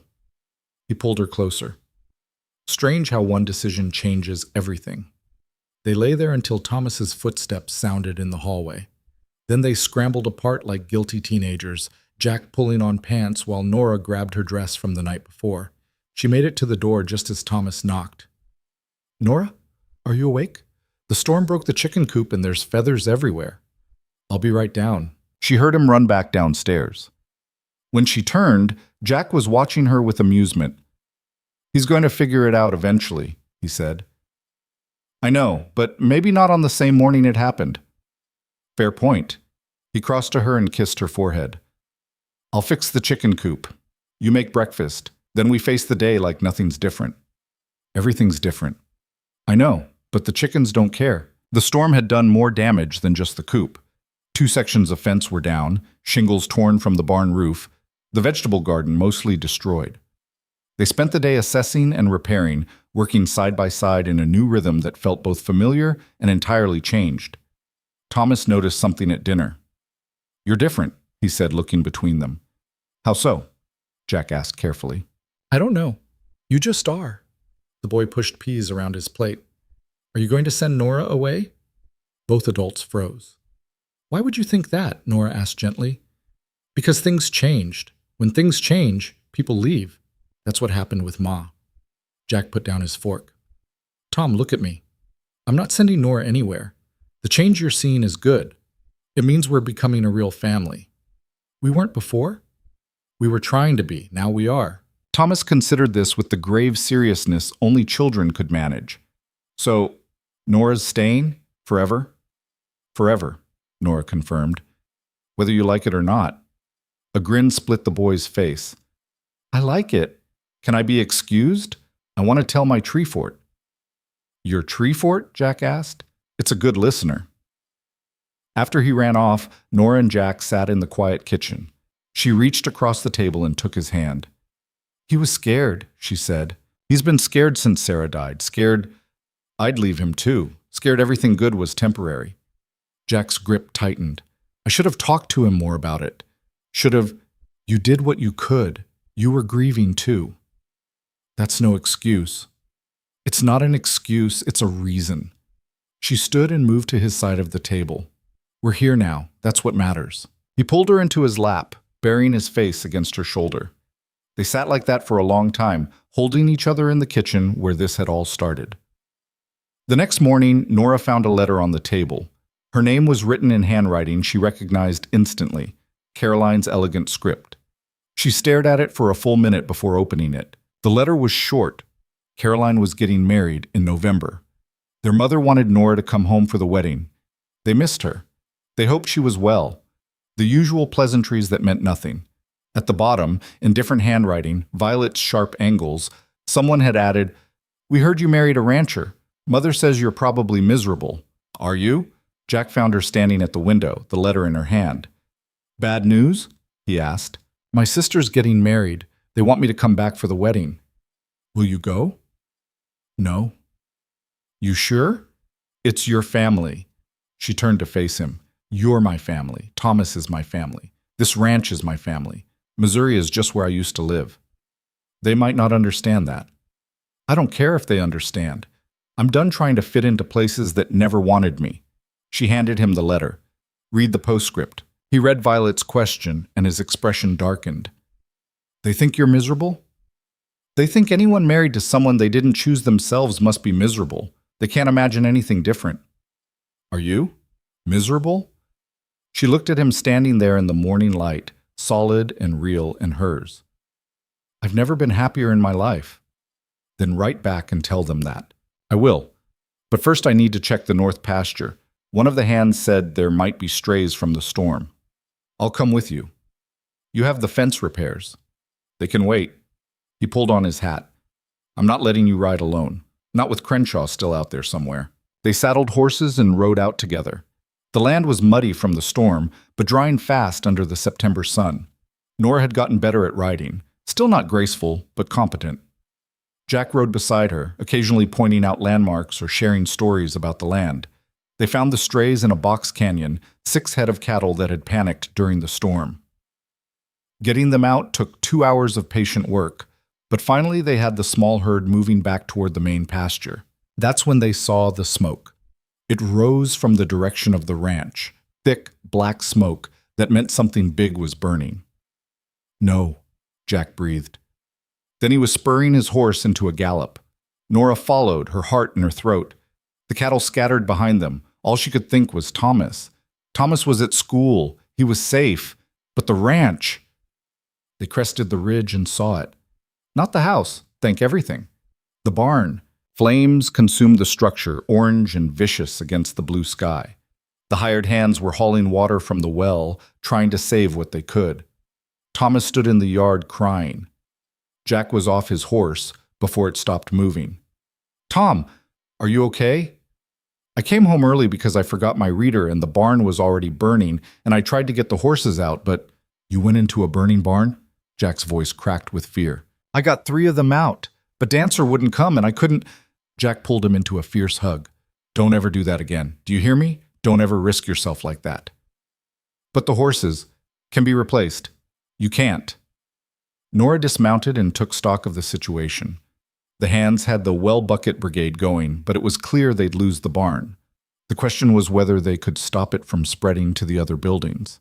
"We need to wet down the house and the outbuildings," she called out. "Focus on prevention, not saving what's already gone." The hands looked to Jack for confirmation. He nodded, still holding Thomas. "Do what she says." They worked for 3 hours, hauling water, soaking roofs and walls, watching the barn burn itself out. By the time the flames died to smoldering ruins, they were all exhausted and filthy and heartbroken. 4 horses lost, 2 cattle that had been sheltered there, all the hay stores for winter, thousands of dollars in damage. Jack stood staring at the smoking wreckage, his face unreadable. "Jack?" Nora touched his arm. "Crenshaw." "You don't know that." "I know." His voice was flat, dangerous. "Tom said the barn was already burning when he got home. This wasn't an accident. This was set. Even if it was, you can't prove it." "I don't need to prove it. I know. And what are you going to do? Ride over there and shoot him? That helps no one." "It would help me." She grabbed his arm harder, forcing him to look at her. "Listen to me. Crenshaw wants you to do something stupid. He wants you to attack him so he can claim self-defense and take your land. Don't give him what he wants." "So we do nothing? We rebuild. We survive. We show him we can't be broken." She gestured to the smoking barn. "This is bad, but it's not everything. We still have the house. We still have most of the stock. We still have each other." "You sound very calm for someone whose barn just burned down." "I'm furious, but fury doesn't rebuild barns." Jack looked at her for a long moment. Then some of the tension left his shoulders. "How are you this strong?" "I'm not. I'm terrified. But someone has to think clearly, and you're too angry." He pulled her close, not caring that the hired hands were watching. "What did I do to deserve you?" "You wrote an honest advertisement. Now go check on Thomas. I'll talk to the hands about cleanup." That night, after Thomas was in bed and the hands had gone home, Jack and Nora sat on the porch steps surveying the damage. The barn was a black skeleton against the stars. "We can't afford to rebuild before winter," Jack said quietly. "Not properly. We'll have to make do with a temporary structure. Pray we don't lose stock to the cold." "What about insurance?" "Don't have it. Couldn't afford the premiums." "Then we make do." Nora leaned against his shoulder. "We've survived worse." "Have we?" "I have, you have, separately. Together we're even stronger." "That's optimistic." "That's practical." She took his hand. "Jack, I need to tell you something." "What?" "I think I'm pregnant." He went completely still. "You think?" "I'm 2 weeks late. I've been nauseous in the mornings. It's possible I'm wrong, but how long have you known?" "I started suspecting a few days ago. I wanted to be sure before I said anything." Jack stood up abruptly and walked to the edge of the porch. Nora's heart sank. This was too much. The barn, the harassment, now a baby. She'd miscalculated, should have waited, should have... Then he turned around and his face was wet with tears. "Jack?" "A baby." His voice broke. "We're having a baby." "You're not angry?" "Angry? Nora, this is..." He came back to her, dropping to his knees in front of the steps. "This is the best thing that's happened since you got here. Better than the best thing. This is everything." Relief flooded through her. "I thought you'd be upset. With everything else going wrong..." "Everything else doesn't matter. The barn can be rebuilt. Crenshaw can go to hell. But a baby. Our baby." He laid his hand on her stomach, reverent. "When?" "April, I think. Maybe May. We'll need to make changes, set up a proper nursery, find a doctor in town, make sure you're not working too hard. Jack, I'm pregnant, not dying." "I know, but..." He stopped himself. "Sarah had a hard time with Tom. I don't want to take chances." "I'm not Sarah." "No, you're not. You're stronger, but that doesn't mean I won't worry." He stood and pulled her up with him. "Come inside. You should be resting." "It's 7 o'clock." "So?" "Rest is important." She laughed despite everything. "You're going to be impossible for the next 7 months, aren't you?" "Absolutely." But his protectiveness, however overbearing, was rooted in love. She could work with that. The next week brought new challenges. They had to move the surviving horses to a makeshift shelter. Buy hay from neighbors at inflated prices since everyone knew they were desperate. Start planning for a barn raising in the spring when they could afford materials. And through it all, Crenshaw's presence hung over them like a threat. He never showed up, never admitted anything, but everyone knew. The whole county knew. Sheriff Coleman came by to investigate, but found no evidence. I know it was him, he told Jack privately, but knowing and proving are different things. Without proof, my hands are tied. So he just gets away with it? For now. But Crenshaw's making enemies. This was too blatant. People are starting to see what he really is. That doesn't rebuild my barn. No, but it means when he finally crosses the line completely, folks will stand with you instead of against you. It was cold comfort, but it was something. Adelaide Harper organized a collection among the ranch families. They brought hay, lumber, tools, whatever they could spare. Even Margaret Steele contributed, though she couldn't quite meet Nora's eyes when she dropped off 3 bales of good hay. I'm sorry about the barn, Margaret said stiffly. Thank you, and I'm sorry about before, the things I said, the way I acted. She finally looked up. You were right. I was jealous. I thought Jack would eventually notice me after Sarah died. When he didn't, I told myself it was because he was too grief-stricken. Then you showed up, and I realized he just never wanted me at all. Nora didn't know what to say to that level of honesty. For what it's worth, Margaret continued, you're good for him, good for this county. You don't back down, and we need that. Especially with men like Crenshaw thinking they own everything. Thank you, Nora said again, and this time meant it. After Margaret left, Adelaide appeared with a basket of preserves and a sharp look. That was big of her, the older woman said. It was honest. Honesty's not always easy, especially when it means admitting you were wrong. Adelaide settled into a kitchen chair without being invited. I hear you're expecting. Nora's hand went instinctively to her stomach. How did you? I've had 7 children. I know the look. When are you due? Spring. Good timing. The weather will be warming up and you'll have help with the ranch work. Adelaide pulled out knitting needles and yarn from her basket. I'm making the baby a blanket. Don't argue. I wasn't going to. Good. Because you're going to need all the help you can get. First babies are hard, and ranching while pregnant is harder. I can manage. Of course you can. But you don't have to manage alone. That's what community means. She started knitting with quick, efficient movements. Which brings me to my real reason for coming. We want to organize a barn raising for you. Jack said we can't afford, not asking you to afford it. The families will contribute labor and materials. We'll put up a basic structure before winter, then you can improve it in spring when you have money. Nora felt her throat tighten. Why would you do that? Because you stood up to Crenshaw. Because you're one of us now, whether you knew it or not.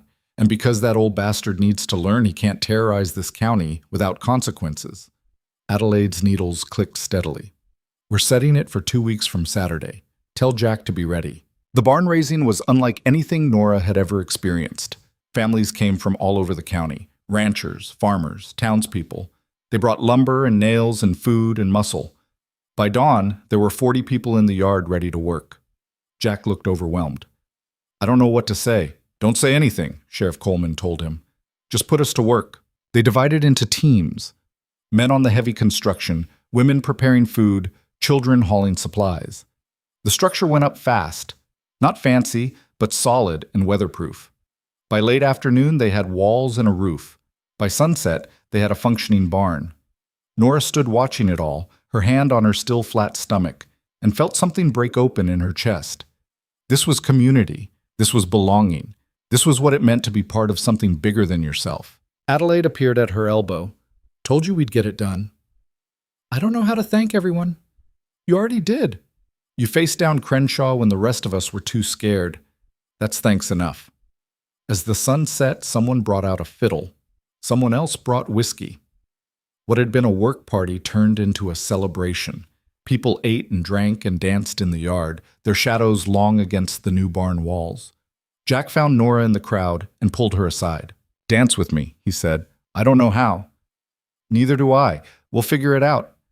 They swayed together to the fiddle music, awkward and graceless and happy. Other couples joined them. Thomas ran wild with the other children. the night air filled with laughter and music and the sound of hammers being cleaned. Nora looked around at the faces lit by lamplight and firelight. These people had built them a barn, had stood with them against a bully, had welcomed her into their community despite her strangeness, her bluntness, her complicated history. "Thank you," she whispered to Jack. "For what?" "For writing that advertisement, for choosing me, for bringing me here." He kissed her forehead. "Best decision I ever made." Later, after everyone had gone home and Thomas was asleep and the new barn stood solid against the night sky, Nora and Jack lay in bed together. "What are you thinking?" he asked. "That I was wrong about something." "What?" "I thought coming here was about escape, running away from a life that didn't want me." She turned to face him in the darkness. "But it wasn't running away. It was running toward this, toward you, toward a life that actually matters." "It always mattered. You just couldn't see it from Missouri. My sisters probably still think I'm miserable. Are you going to write back and tell them otherwise?" "No, let them wonder. Let them imagine me suffering in the wilderness." She smiled. "The truth would only confuse them." Jack laughed and pulled her close. Outside, Wyoming stretched into infinity under a sky full of stars. The barn stood finished. The ranch endured. The baby grew in her belly, a promise of future becoming present. And Nora Rohr, who had once been the overlooked daughter of a Missouri farmhouse, fell asleep in her husband's arms knowing she was exactly where she belonged. The autumn turned to winter, and with it came new challenges. The cold was brutal, the work endless, the nights long and dark. But they faced it together, Jack and Nora and Thomas, a family built not by blood or tradition, but by choice and perseverance. Crenshaw stayed quiet through the winter months, but Nora knew he wasn't done. Men like him never were. He was waiting, watching, planning his next move. But so was she. Because whatever came next, she wouldn't face it alone. She had Jack. She had Thomas. She had a community that had quite literally built her a barn. She had a child coming in spring. She had a life worth fighting for. And if Crenshaw wanted that life, he'd have to go through her to get it. The mail-order bride from Missouri had become a Wyoming rancher's wife. She'd faced down guns and gossip and fire.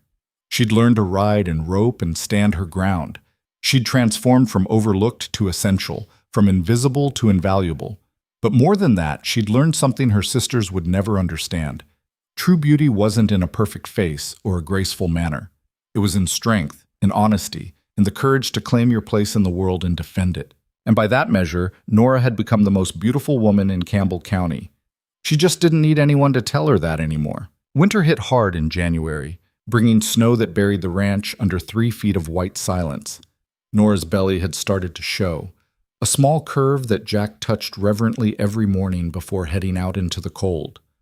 Thomas had taken to talking to the baby through her stomach, telling elaborate stories about horses and adventures that made her laugh despite the constant nausea. "The baby can't understand you yet," she told him one evening while making dinner. "How do you know?" "Maybe babies are smarter than we think." He pressed his ear against her stomach. "I think she likes the story about the wild Mustang." "She?" "I want a sister. Boys are boring." Jack looked up from the account books he was reviewing at the table. "I wasn't aware you found yourself boring." "That's different. I'm interesting. Other boys are boring." Nora smiled and ruffled his hair. The easy affection between them had grown over the months, until sometimes she forgot he wasn't actually hers by blood. He called her Nora still, but the way he said it had changed, less formal, more familiar, like family. The knock at the door came just as they were sitting down to eat. Jack tensed immediately. Visitors after dark in winter usually meant trouble. He opened the door to find Sheriff Coleman standing there, snow clinging to his coat. "Sheriff, come in." "Thanks. Sorry to intrude on your supper." Coleman stamped snow off his boots and stepped inside, his face grim. "I need to talk to you both. It's about Crenshaw." They sat him down at the table and Nora poured coffee while Jack waited with visible impatience. "He's made a legal move," Coleman said. "Filed a claim with the county that your water rights documentation is fraudulent. Says the creek you're using was part of his original claim and the survey that gave it to you was done incorrectly." "That's insane," Jack said flatly. "I have the deed, I have the survey. Everything's legal." "I know it is, But he's got money for lawyers, and they found some technicality about how the original survey was conducted. Something about the markers being placed wrong. It's nonsense, but it's enough to force a hearing. When? 3 weeks, county courthouse. You'll need to bring all your documentation and be prepared to defend your claim. Coleman looked at Nora. He's going to try to make this about more than just water rights. He'll question Jack's judgment, his fitness to run the ranch. He might even bring up the mail-order bride situation. Let him, Nora said. I'm not ashamed of how we met. That's good, because it's going to get ugly. Crenshaw spent months building a case. He wants your land, Jack, and he's willing to destroy you to get it. After Coleman left, Jack sat staring at his cold dinner. Thomas had been sent to bed, leaving them alone in the kitchen. We could lose everything, Jack said quietly. If the court rules against us on the water rights, the ranch is worthless. We'd have to sell. They won't rule against us. We have the law on our side. The law doesn't always win, especially when the other side has more money and influence. He looked up at her. You're pregnant, Nora. We're about to have a baby. I can't lose this ranch right now. I can't. You won't. She moved to stand behind him, her hands on his shoulders. We won't. We've faced worse than this. Have we? We faced each other. 2 complete strangers choosing to build a life together. If we can survive that, we can survive Crenshaw. He pulled her around to sit in his lap, careful of her belly. How are you always so sure? I'm not. I'm terrified. But being terrified never stopped anything, so I might as well be terrified and useful. The next 3 weeks were brutal. Jack gathered every piece of documentation, the deed, the survey notes, the water rights certificate, letters from the previous owner. Nora organized everything into a coherent timeline, making notes on inconsistencies in Crenshaw's claims. She also did something Jack didn't know about. She went to visit Adelaide Harper. The older woman listened to Nora's request with raised eyebrows. You want me to testify about Crenshaw's character? I want you to tell the truth about what kind of man he is, about the harassment, the threats, the barn burning. We can't prove the barn burning. No. But we can establish a pattern of behavior. Show the court that this isn't about water rights. It's about a vendetta. Adelaide studied her carefully. You've thought this through. I've thought about nothing else for 3 weeks. Jack know you're doing this? Not yet. He'll try to talk me out of it if I tell him too soon. Says I should be resting, not fighting legal battles. He's not wrong. You're what, 6 months along? Close to 7. And I'm fine. The baby's fine. But this ranch won't be fine if we lose this hearing. Adelaide was quiet for a long moment. Then she nodded. I'll testify. So will 6 other families if you ask them. Crenshaw's made a lot of enemies over the years. He just hasn't had anyone willing to call him on it publicly before. They're willing now? You made them willing. You stood up to him when no one else would. That gave people permission to be brave. The hearing was held on a bitter February morning. The courthouse was packed. Half the county had shown up to watch. Crenshaw sat at the front with 2 expensive lawyers from Cheyenne. Jack and Nora sat across from them with no lawyer at all, just their documents and their truth. Judge Harper presided, his face carefully neutral.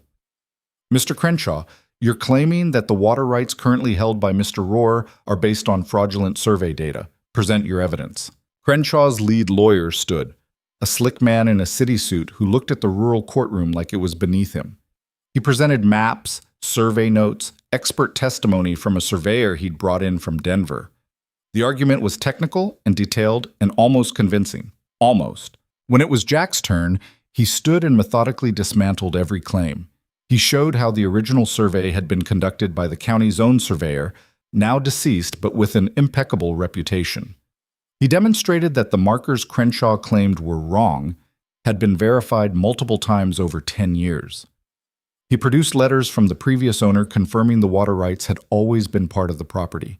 But the real blow came when Nora stood up. Mrs. Rohr, you're not a lawyer, Judge Harper said, though not unkindly. What do you have to add? Context, Your Honor. She pulled out a sheet of paper. I've compiled a timeline of Mr. Crenshaw's actions toward my husband over the past year. It shows a clear pattern of harassment that began when Mr. Rohr refused to sell his land. Crenshaw's lawyer objected. This is irrelevant to the question of water rights. On the contrary, Nora said calmly, it's extremely relevant to the question of motive. Why is Mr. Crenshaw suddenly, after 10 years, claiming these water rights are fraudulent? The answer is because legal harassment is the next step in his campaign to force us off our land. That's a serious accusation, Judge Harper said. It's a true one, and I have witnesses who can corroborate the pattern. What followed was 2 hours of testimony. Adelaide Harper described Crenshaw's threats at social events. Sheriff Coleman detailed the fence cutting and stock theft he couldn't prove, but everyone knew about. 3 other ranchers testified to similar harassment they'd experienced when they refused to sell to Crenshaw. Margaret Steele surprised everyone by standing up. "I have something to say," she announced. Crenshaw's face went red. "Margaret, sit down." "No." She looked at the judge. "6 months ago, Mr. Crenshaw approached my husband about buying our ranch. When we refused, he told us that if we didn't sell voluntarily, he'd find a legal way to take it. He said he'd done it before, and he'd do it again." "That's a lie," Crenshaw exploded, half rising from his seat. "Mr. Crenshaw, sit down," Judge Harper said sharply. "Mrs. Steele, you're willing to swear to this under oath?" "Yes, Your Honor." The mood in the courtroom shifted. Mutters ran through the crowd. Crenshaw's lawyers huddled together, whispering urgently. Judge Harper called a recess. When they reconvened an hour later, his face was stern. "I've reviewed all the evidence presented. The water rights documentation held by Mr. Rohr appears to be completely legitimate. The survey was conducted properly, the markers were correctly placed, and the claim has been verified multiple times over a decade." He looked directly at Crenshaw. "What I see here is not a legitimate legal dispute, but an attempt to use the court system for personal gain through harassment. Your Honor," Crenshaw's lawyer started. "I'm not finished. The pattern of behavior described by multiple witnesses suggests Mr. Crenshaw has been systematically targeting ranchers who refuse to sell to him. That's not business, that's intimidation. I'm ruling in favor of Mr. Rohr on the water rights question. Furthermore, I'm issuing a restraining order. Mr. Crenshaw, you are not to contact, approach, or harass Mr. Rohr or his family in any way. Violation will result in criminal charges. This hearing is adjourned." The courtroom erupted. People stood, talking excitedly. Crenshaw sat frozen in his seat, his face purple with rage. His lawyers gathered their papers quickly, clearly wanting to be anywhere else. Jack pulled Nora into his arms, not caring who saw. "We won." "We did." "You won. That was all you. It was all of us. Everyone who testified. Everyone who finally had enough of being bullied." She looked around the courtroom at the faces of people who'd become her community. That's what happens when people stop being afraid. Outside the courthouse, they were mobbed by well-wishers. Adelaide hugged Nora hard enough to make her gasp. Sheriff Coleman shook Jack's hand with genuine warmth. Even people Nora barely knew stopped to congratulate them. But the person who surprised her most was Margaret Steele. "That took courage," Nora said. "What you did in there." "I learned from watching you." Margaret's smile was wry. "Turns out honesty is contagious." "Who knew?" As they drove home through the winter landscape, Thomas chattering excitedly in the back of the wagon about how Nora had destroyed the bad man with facts. Jack reached over and took her hand. "I can't believe you organized all that without telling me. You would have tried to stop me." "Damn right I would have. You're supposed to be resting." "I'll rest when I'm dead. Right now, I have a ranch to help run." She squeezed his hand. "Besides, the baby needs to learn early that sometimes you have to fight for what's yours. The baby's still in your belly. Never too early to start learning." But Crenshaw wasn't done. They should have known he wouldn't be. The attack came 2 weeks later, on a night when the temperature had dropped below zero and the world was locked in ice. Jack was in the barn checking on a mare about to foal. Nora was putting Thomas to bed when she heard the horses screaming. She ran to the window and saw flames. Not the barn this time, but the hay storage shed. Jack was already there with a bucket, trying to beat back the fire, but it was spreading fast. Nora grabbed her coat and ran outside despite the cold in her pregnant belly. She hauled water from the well, her hands going numb, her breath coming in frozen gasps. The heat from the fire was intense, the cold everywhere else brutal. The contrast was disorienting. That's when she saw them. 3 men on horseback at the edge of the firelight. Crenshaw's sons, watching. "Jack!" she shouted. "They're here!" He turned and saw them. His face went hard. He started toward them, but Nora grabbed his arm. Don't. That's what they want. They're burning our property. And if you attack them, they'll claim self-defense and you'll end up in jail. Think, Jack, think! One of the sons called out. Nice fire, Roar. Shame about your hay. Gonna be a cold winter for your stock. Jack's whole body vibrated with fury. But he didn't move. The sons laughed and rode off into the darkness, their job done. The hay shed burned to the ground. They lost half their winter stores. But no one was hurt, and they had witnesses this time. 2 neighboring ranchers had seen the smoke and ridden over to help. They'd seen the Crenshaw boys watching. They'd heard their taunts. Sheriff Coleman arrested all 3 the next day. Crenshaw posted their bail within hours, but the damage was done. The whole county knew now. Not suspected, not whispered about, but knew for certain. The Crenshaw family were arsonists and bullies, and the restraining order hadn't stopped them. The trial was set for April. March came in wet and cold. Nora's belly was huge now, the baby active and strong, kicking her ribs at inconvenient moments. She'd stopped riding, stopped heavy lifting, stopped pretending she wasn't exhausted all the time. But her mind was as sharp as ever, and she spent hours preparing for the trial. You're not testifying, Jack said one night. Of course I'm testifying. You'll be 9 months pregnant, possibly in labor. Then I'll testify quickly. Nora, they attacked our home, Jack, our family. I'm not sitting it out because I'm pregnant. The baby will wait. Babies don't wait. They come when they're ready. Then this one better not be ready until after the trial. The baby, as it turned out, had other plans. Nora's labor started 3 days before the trial was scheduled to begin. She was in the kitchen making bread when the first contraction hit, a tightening around her middle that made her gasp and grab the counter. Jack, she called out, then louder, Jack! He appeared in seconds, took one look at her face, and went pale. Now? The baby's coming now? Apparently so. But the trial. Forget the trial. Get Adelaide. Get the doctor. Get anyone who knows what they're doing, because I certainly don't. The next 12 hours were the hardest of Nora's life. Harder than leaving Missouri. Harder than facing down Crenshaw's guns. Harder than anything she'd ever done. Adelaide arrived and took charge, sending Jack out of the room when he looked like he might faint. She coached Nora through the contractions, wiped her forehead, told her when to push and when to breathe. You're doing fine, Adelaide said. First babies take time. How much time? As long as they need. Stop asking questions and save your energy. The doctor from town arrived around midnight. He examined Nora and nodded approvingly. Everything looks normal. Hard part's still ahead, but you're strong. You'll manage. I don't feel strong, Nora gasped between contractions. Strength isn't feeling, it's doing. You'll do what needs doing because that's who you are. At dawn, after a final brutal hour of pushing, the baby arrived. A girl, small and red and screaming with impressive volume. She's got lungs, the doctor said, handing the baby to Adelaide to clean. That's a good sign.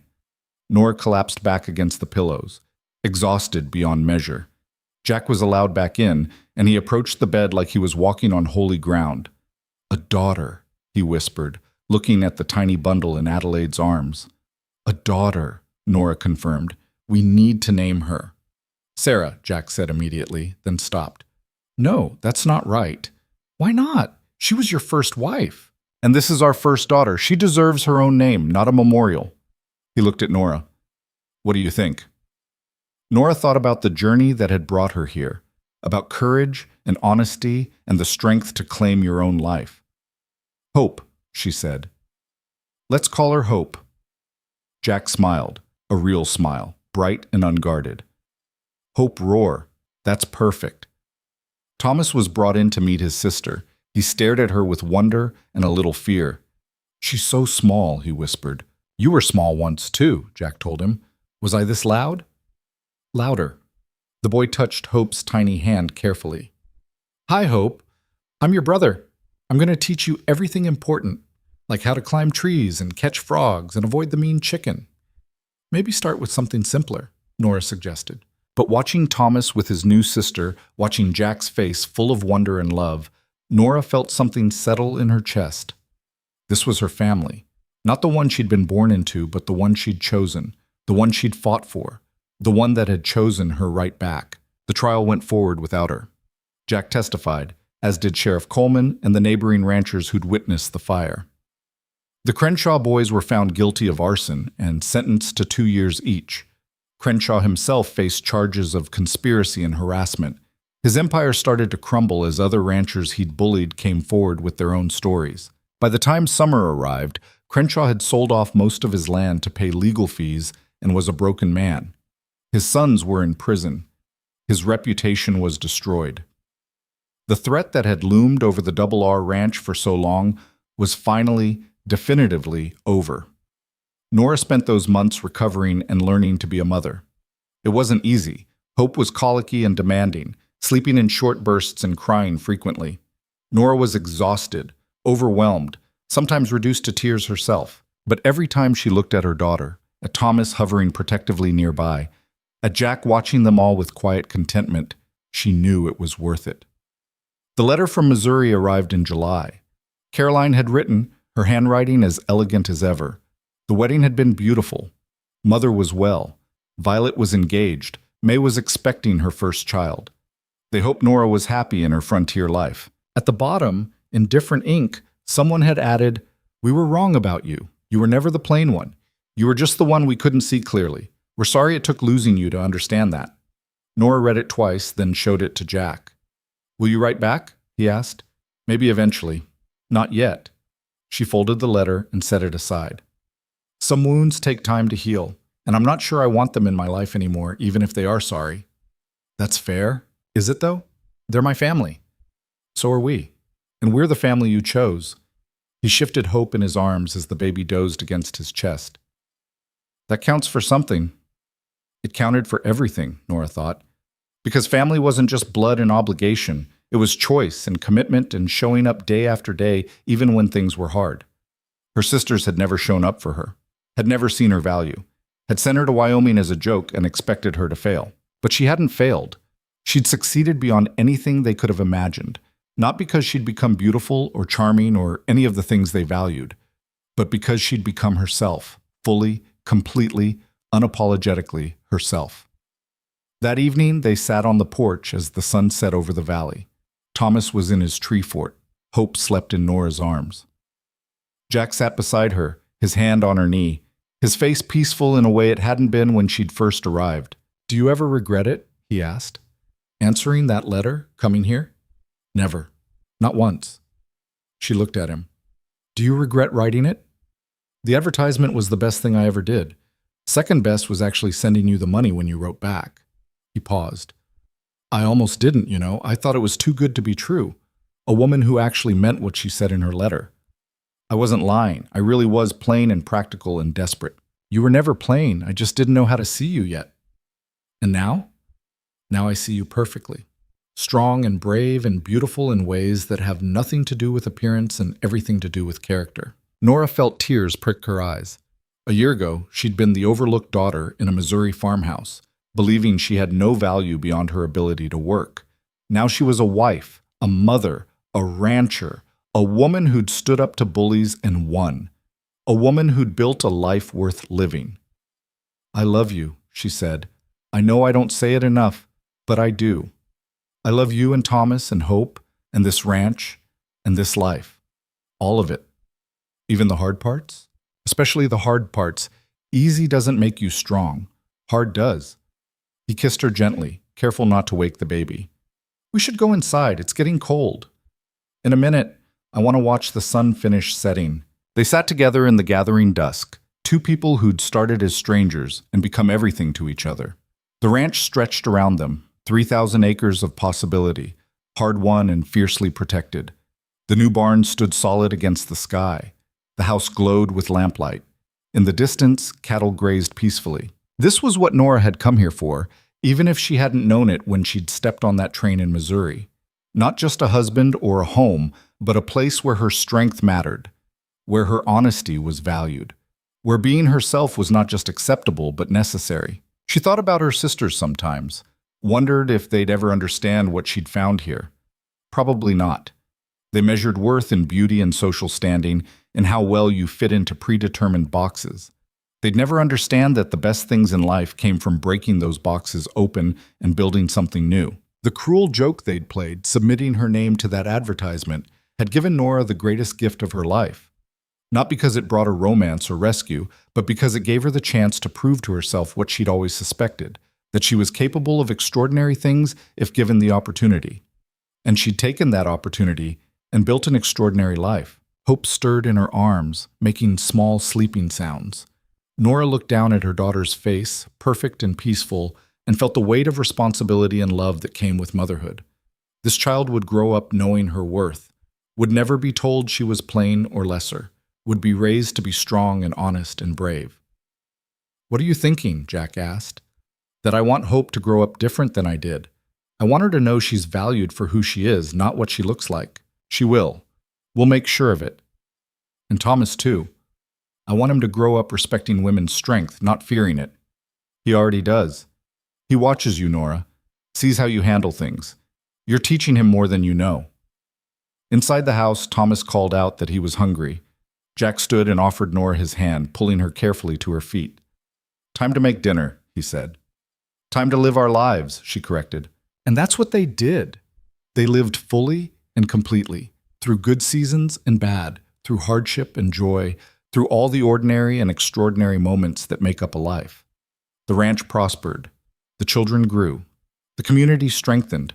And Nora Rohr, who'd once been nothing more than a punchline in her sister's joke, became a legend in Campbell County. The woman who'd faced down Crenshaw. The woman who'd stood in front of guns to protect her home. The woman who proved that true worth had nothing to do with beauty and everything to do with courage. Years later, when people told the story of how she'd come to Wyoming, they'd shake their heads in wonder. A mail-order bride who'd traveled 2,000 miles to marry a stranger, who'd transformed a house into a home, a stranger into a husband, and herself into exactly who she was meant to be. The overlooked daughter had become the cornerstone of a legacy. The plain girl had become irreplaceable. The joke had become the greatest love story Campbell County had ever seen. And if Nora's sisters ever learned the truth, that their cruelty had led to her greatest happiness, they never acknowledged it. But it didn't matter. Nora had stopped needing their acknowledgement long ago. She had everything she needed right here. A husband who loved her for exactly who she was, children who knew their worth, a community that valued her strength, and a life she'd built with her own two hands. That was worth more than beauty ever could be. That was worth everything.